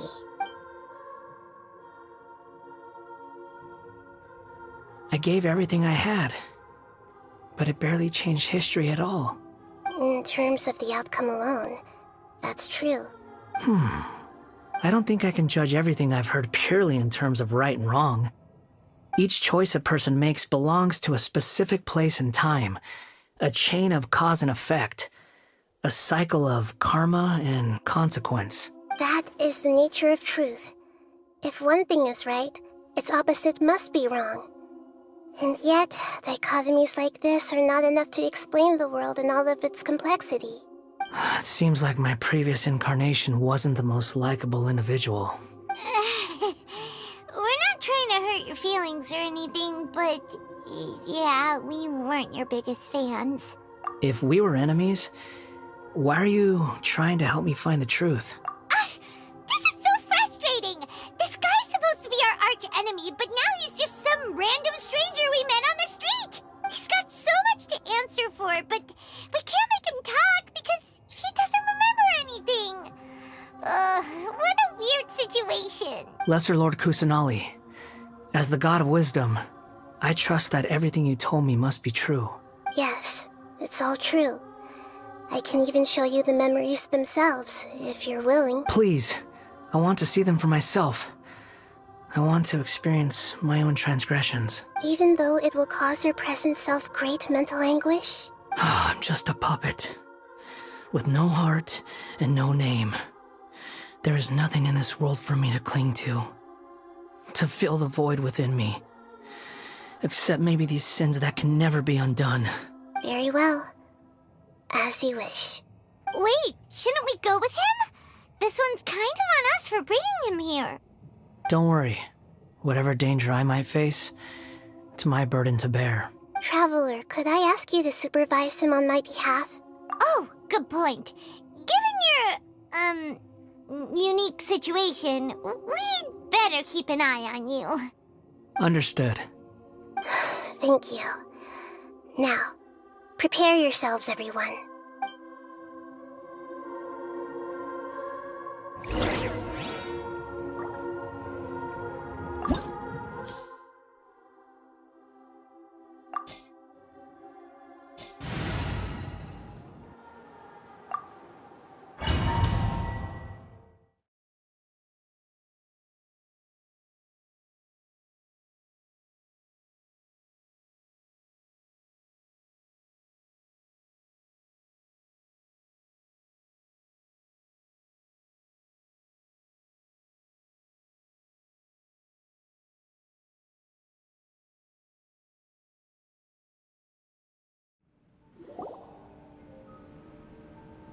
This looks like Inazuma.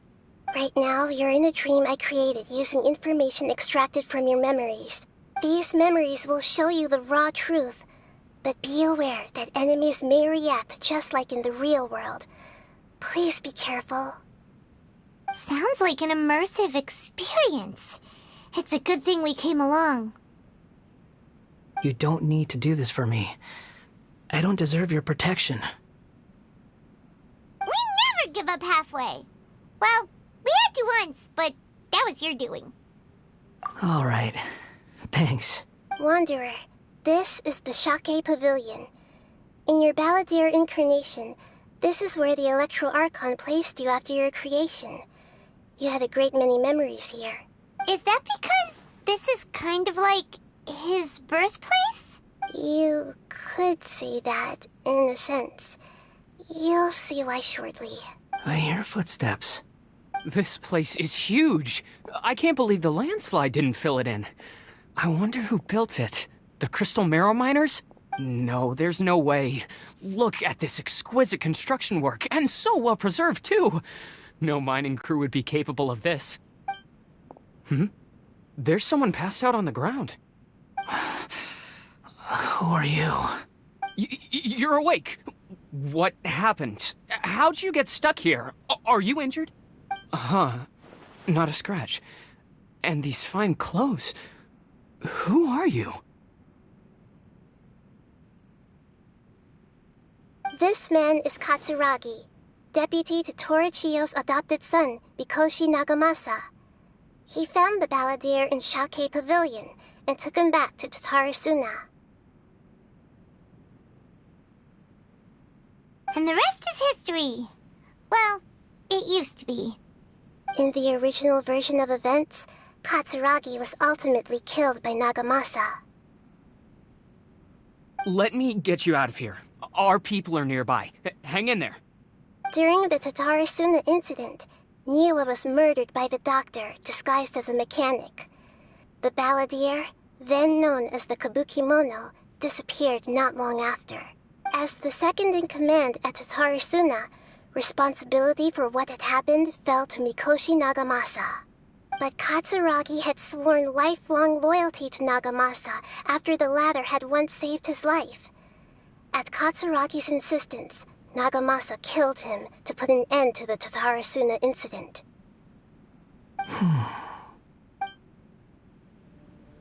Katsuragi seems like he was a good guy. He looks like a warrior, but he has a kind face. Why couldn't he live a long and happy life?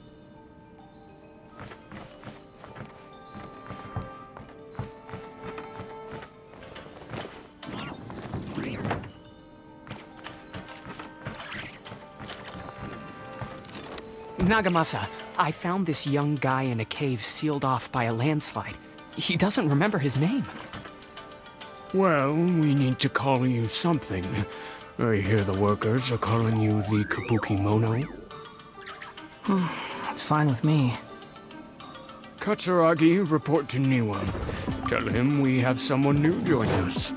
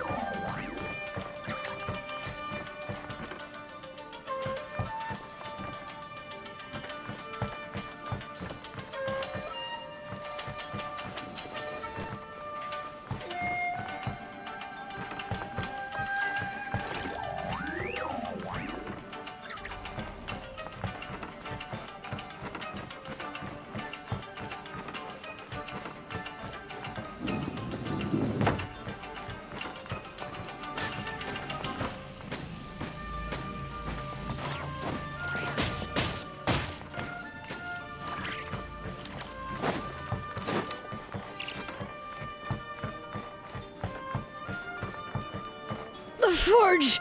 Gross. Cold.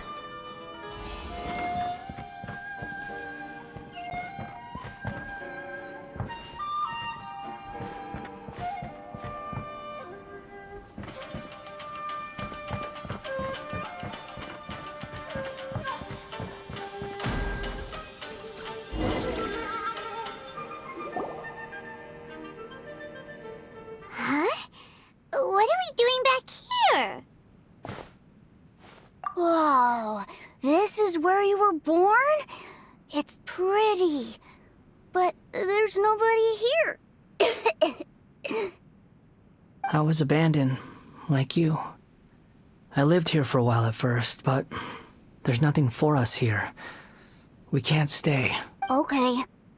I heard my mom and dad used to make swords, but the factory manager died, and then my dad got sick. He kept coughing all the time, just like me. Then Mom started coughing too. But you can't. You promised me. Yup, we're family now. We're gonna be together forever and ever. This child didn't have a name. Or rather, the balladeer didn't know what to call him. His father died before he could name him. After his mother died, the child stayed in their straw hut alone. Some of the neighbors helped to raise him.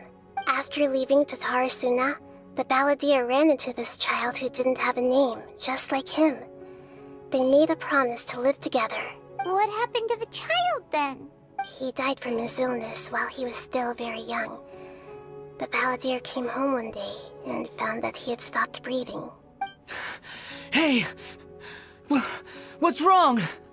Say something! You promised me we could be family! You're no different from Niwa and all the others. You betrayed me too.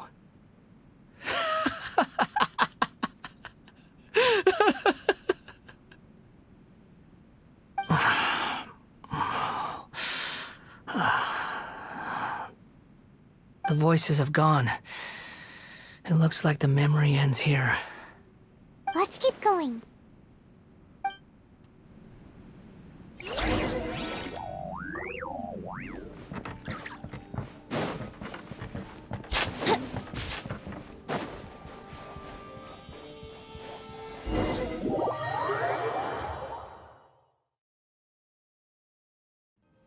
You do realize you're blocking my path. I come not to obstruct you. I've been waiting. What you are truly is a weapon, one that's to be wielded with an iron will. Or hardened out to drift aimlessly. Are you trying to win me over? The long-fated rebellion has begun. Why not take your place at the banquet and join those who shall feast? Well met. No excuse for sagging. Don't be a killjoy. We've only just begun. Rev the engines! It isn't time for a break yet. You can't run. Incinerate! Went too far.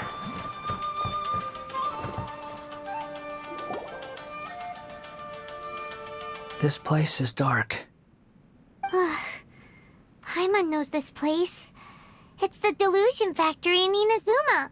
In the original version of events, the Traveler once encountered the balladeer here. Such a creepy atmosphere. And so familiar. Hey, look over there! Well, well, my fair lady. Is this rundown factory and these incompetent fools all for me? Wow. You shouldn't have. Huh. What do you have to gain from belittling your subordinates? You might not want to admit it, but you are a part of this plan. Perhaps you find fighting in the Abyss to be a more meaningful use of your time? Oh, but of course, even this pales in comparison to being experimented on by the doctor. What a sharp tongue you have. Funny how negotiating never seems to be your strong suit. For the task ahead, I suggest you keep your true feelings to yourself. Save your breath. I know what I have to do. I'm sure you think so, but I still think you need to hear it. Don't start thinking you're invincible, and don't let your emotions get in the way. Surely you're not worried about me. I just can't have you getting in my way. You and Child never fail to find ways to complicate things. I'm merely lighting a little fire in this chaotic nation. But you, being tossed out like trash, must make you want to destroy it completely. Do you remember the last time you were here? That was a lot of swordsmiths you killed. I'm sure the descendants of the Raiden Gokaden are still suffering the consequences now. Look at you. Oh, don't get so sentimental. Now, give that poor little tongue of yours a rest and stop pretending like you're above everyone else. Bye then. See you at the victory feast. Poor little tongue? She's playing with fire talking to me like that. Who does she think she is? Forget it. Someone might find me here any minute now. I should prepare to give them a warm welcome. The plot does not end here. There is more of this story to come. Wanderer, are you able to continue? Yes. Please don't worry about me. Why are you staring at me in silence? Can't you think of a nicer way to express yourself? I'm under no obligation to be nice to you. Besides, I thought nothing mattered to you except results in your own interests. Isn't that right, witch? Muddlehead rabbit. You're only number 6 because you can take more abuse than other humans. Do you really count that as an asset? You're about as much fun to be around as a raging inferno. But before we murder each other, it'd be best if we finish our duties.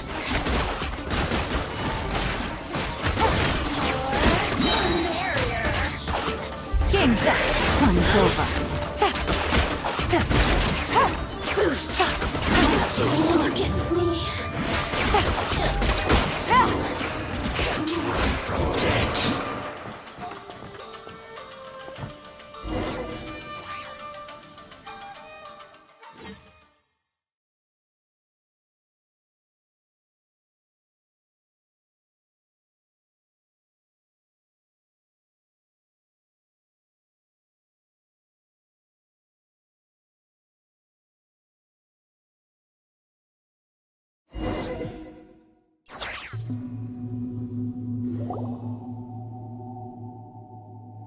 Looks like we've arrived in Sumeru. Is that? Considering that Amorta's sage, Nafis, refused to join this project, I'll take part in the experiment in his place. Welcome. I look forward to a fruitful collaboration. When do we start? You seem impatient. You should know that becoming a god is far from a trivial affair.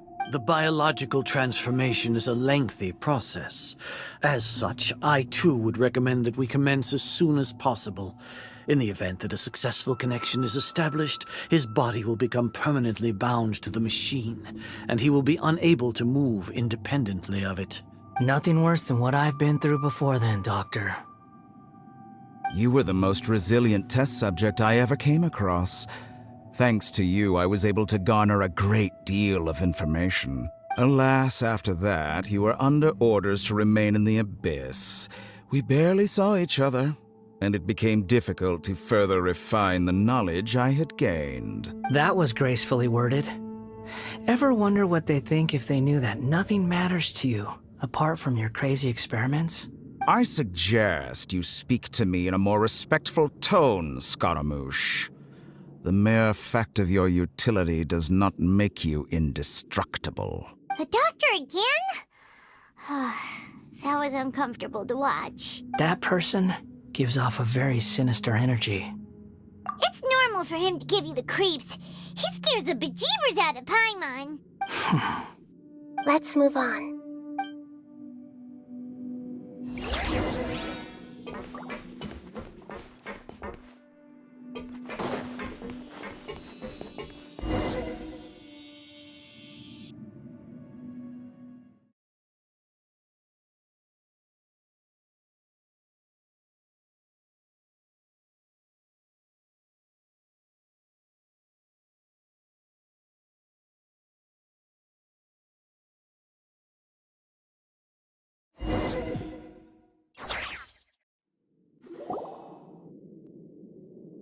You're a god.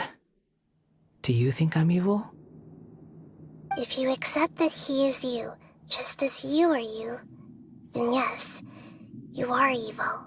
In your eyes, are there any differences between humans and puppets? Do you think there are any differences between your present self and your previous and future incarnations? If not, then what are the differences between humans and puppets? Whoever has tasted the joys and sorrows of life in the human realm is human. Whoever has loved and lost, cried with grief, howled with rage at the tragedy of death that eclipses the miracle of life, they are human too. I've seen enough of my past. If possible, I'd like to reclaim the sins that are mine to bear. No matter the consequences, I won't run from blame or punishment. Whatever I am due, let it come to pass. Can you return my memories to me? Huh? But won't that mean you'll lose your current identity? I've always believed that human lives follow a set of rules, with each person being a collection of past experiences. As a puppet living in a human world, my life is subject to the same rules. Regaining your memories means reverting completely to your previous incarnation. All the emotions that you discarded will return to you. Are you sure you want to do this? I've lived with a void in my chest my whole life. My creator didn't need me. And ever since I awoke, I've just drifted from one place to the next. But then I met you. And I finally realized that reclaiming my missing sins might be my one opportunity to become my true self.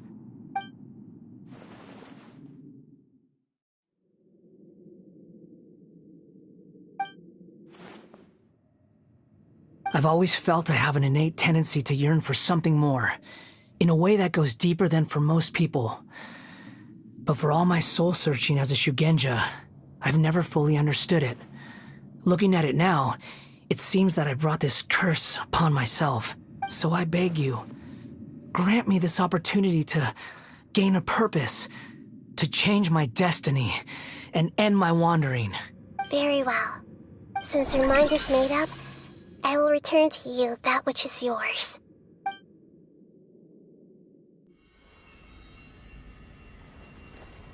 You have made your decision. Now, take this.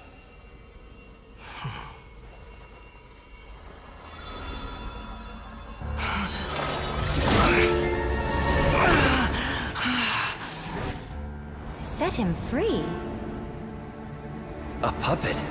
What's he doing here? You're a human as far as I'm concerned. Everyone's here. Wonderful. What a fine blade. Nagamasa will be thrilled. This is my...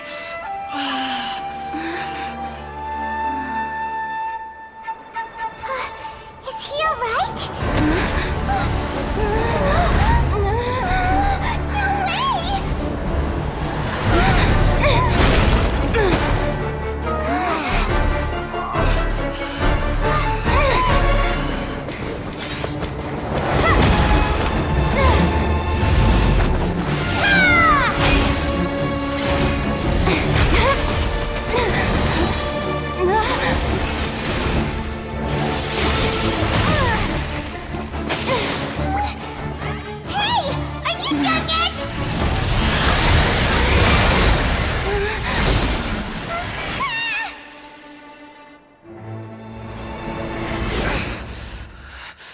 All worthless dross will be purged. That's why this won't be the end.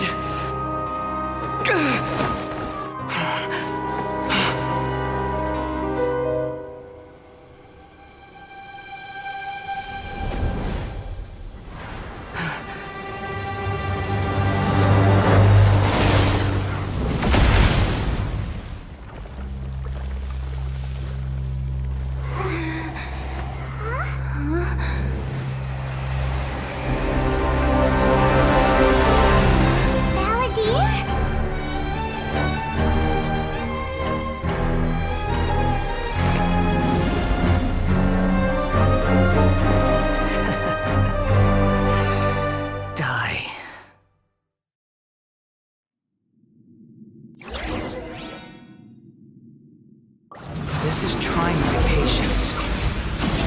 Have you been on the reset now?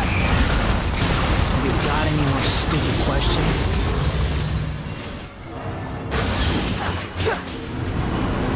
Churn!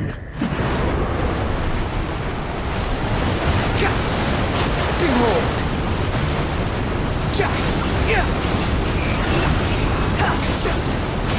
Be more human!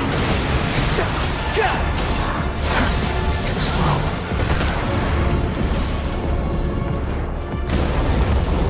The wind rises.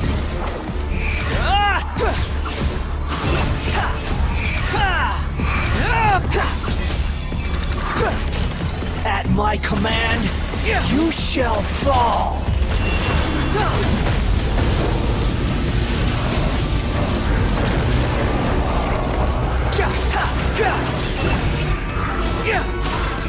Insignificant, unsightly insects.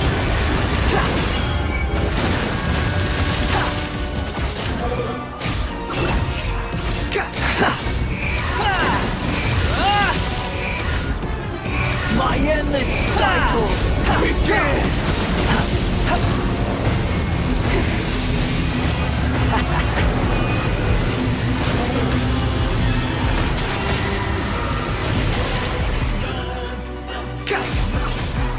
Feeble human!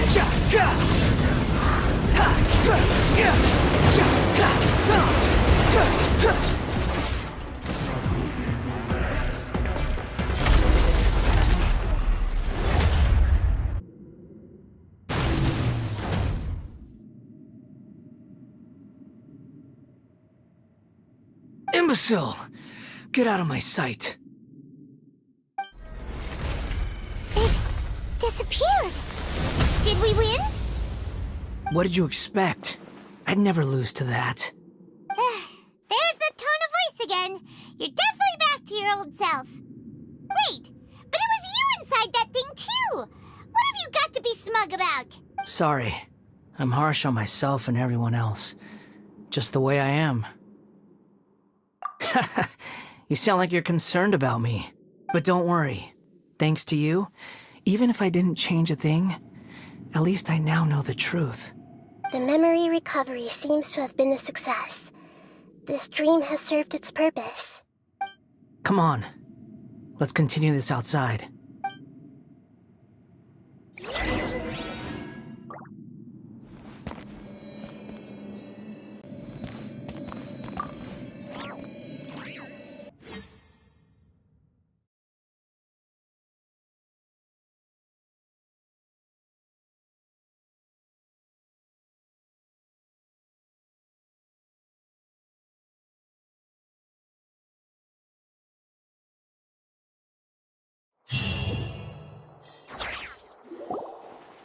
Welcome back, Traveler, Paimon, Balladeer. It feels like we just went on a really long journey. Paimon's exhausted. You don't like being addressed by that name? It's fine. But I was just thinking, I should probably change it. After learning about everything the doctor did, there's no way I can carry on using a name connected to him. I'm not planning on returning to the Fatui, and they wouldn't take me back anyway. Recent events will have affected a lot of people, and they might not even remember who the 6th is. So, you're quitting the Fatui for good? It's like you said, Lesser Lord Kusanali. Everything may look futile, but it wasn't completely meaningless. At least I made a lot of people forget about me. But that doesn't mean your own past has disappeared. Of course. And your main goal, for which you gave up everything you had, you weren't able to achieve it. I hope you can see and understand that. Changing the world, changing the past, changing the fates of other people, these are not simple things to accomplish. What you are looking for is complete annihilation. But this is just a fantasy. Even if the Balladeer is removed from existence, the world will not heed your will. Indeed. How ridiculous. Do you regret doing all that when you've gotten so little in return? Even if I'm completely worthless, there's nothing in the world worth regretting. Lesser Lord Kusanali, you purposely left that information in Irminsul, didn't you? Yes, and I took pains to make sure that you'd acquire that information naturally. Why would you go to such lengths? You trying to win me over too? In all honesty, your past experiences have made you a useful asset to Sumeru and to me. Winning you over was indeed a part of my plan. But before that, I wanted to tell you the truth about your past. If all I wanted to do was use you, then I'd be no different from the doctor.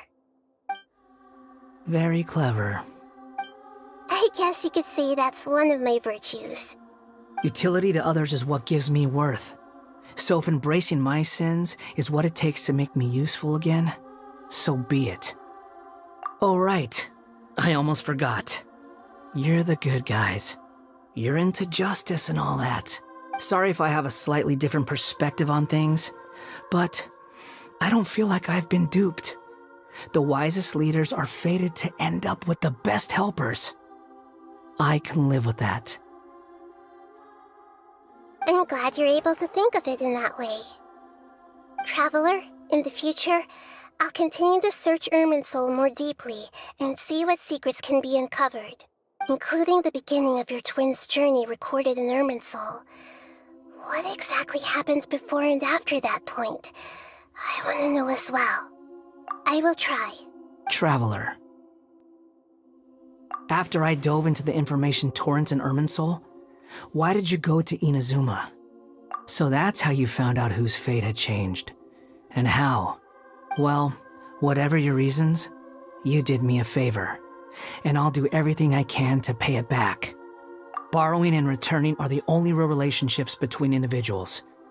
I'll balance the books one day. Don't you worry. That's not true. A relationship between two people is not simply a ledger that can be reset to zero. I think deep down you realize this. People who show up in your life don't just evaporate like water drops and leave nothing behind.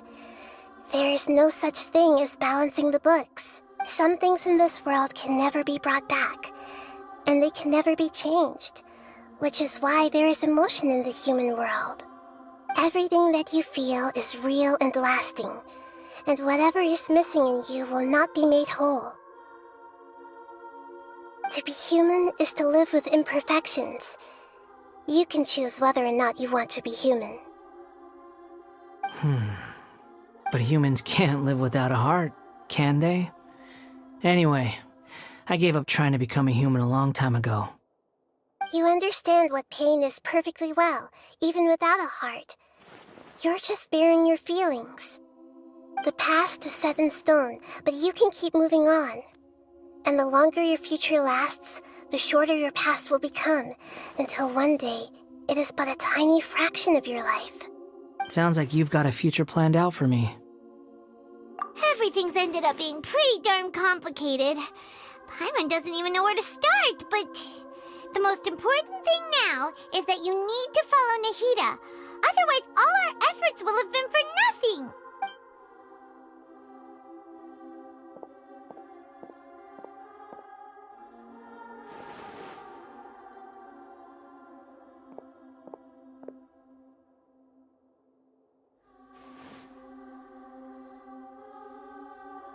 Then I guess I'll be helping you from behind the scenes from now on. I'm glad that you've accepted our proposal. Why don't you choose a new name to celebrate? Ooh! Paimon wants to pick an ugly nickname for you, too! Why? Because Paimon still doesn't like you that much. Then I hope we don't see much of each other in the future. A name is life's first gift.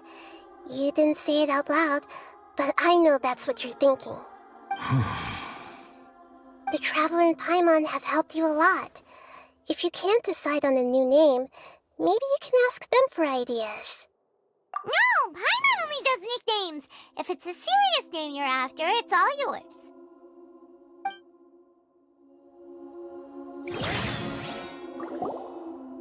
Have you got anything?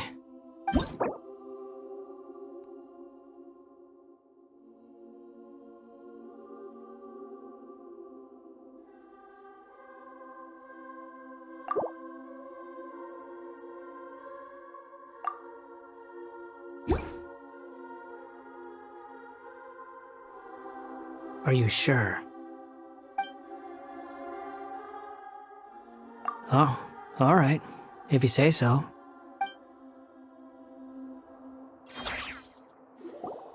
There. Now you have a name of your own. What about a nickname? Are you done yet? Still thinking. Stop rushing me! Take your time. I don't need to see you again until you've thought of one. Everyone who manipulated me and made me suffer will have to pay the price. You mean the Fatui? The doctor, at least. Now that your stance has changed, I believe your future path will change accordingly. But it won't be immediate. You still need some time to compose yourself. One more thing. There are still some descendants of the Raiden Gokuden living in Inazuma. Some of them know. Well, they ought to know about the connection between Raiden Gokuden and myself. I don't plan to leave Sumeru for the time being. If you see them in Inazuma, please tell them that I was the one responsible for the Raiden Gokuden's downfall. Even though the events have been erased from the world, they still deserve to know the truth. I see. That is up to you. Huh? But if we do that, then... It's fine.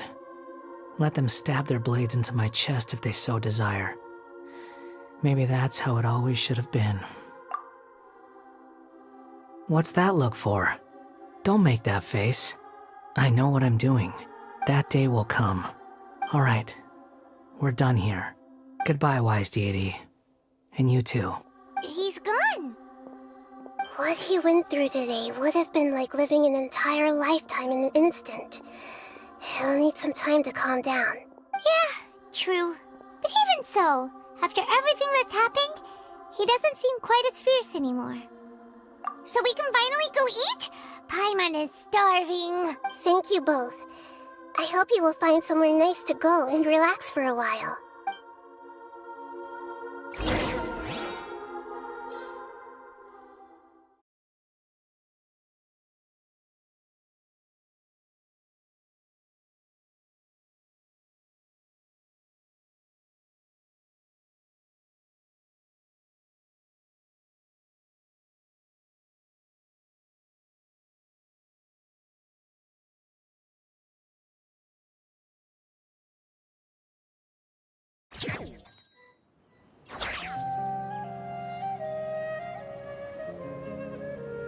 I've got it! I can end my novel with some words from Mikoshi Nagamasa. You mean because everyone else in the story is dead? Yeah, I heard that Mikoshi Nagamasa died at a ripe old age. He's the perfect fit to be the narrator of the epilogue. The dark clouds had dissipated, but they continued to cast their shadow in Mikoshi Nagamasa's mind for decades to come. Then, one night, as an old man, he had a dream.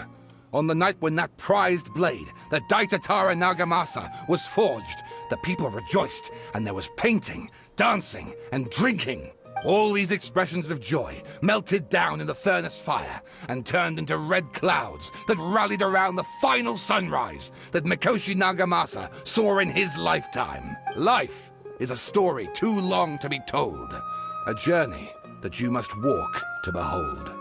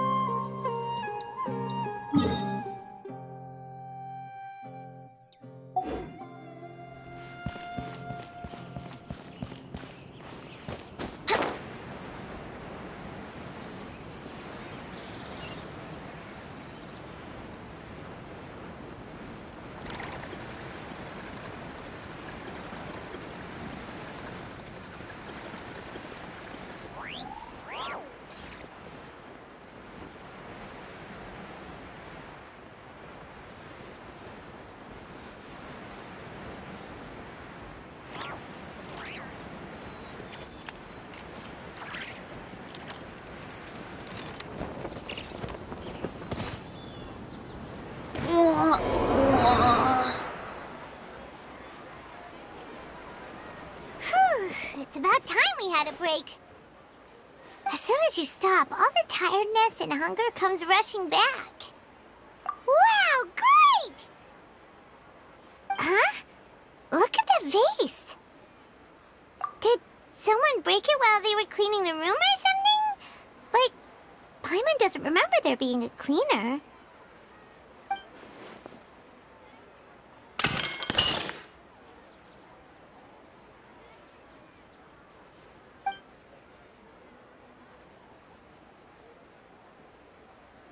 You sound lost and confused. I know why you are troubled. Any who knew of this would find their mind overwhelmed. Huh? Is there someone here talking to us? Unfortunately, the fate of Tevat cannot easily be changed.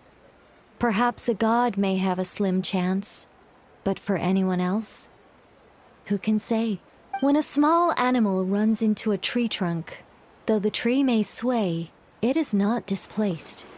The same is true of fate. Like a vase that falls to the ground. Whether it is broken by a cat or by a bird, the result is still a broken vase, is it not? Who are you? How do you know about all this? History does not change easily, but human hearts can. Believe your own eyes. Only that which you see is true. What is unseen is but an illusion. The voice has disappeared. And who the heck was that? And what were they doing coming out of nowhere and saying all that scary stuff?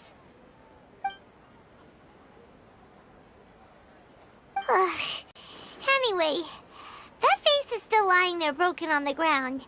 Should Paimon go get someone to clean it up? It feels wrong just leaving it there. Just a moment. Paimon will be right back.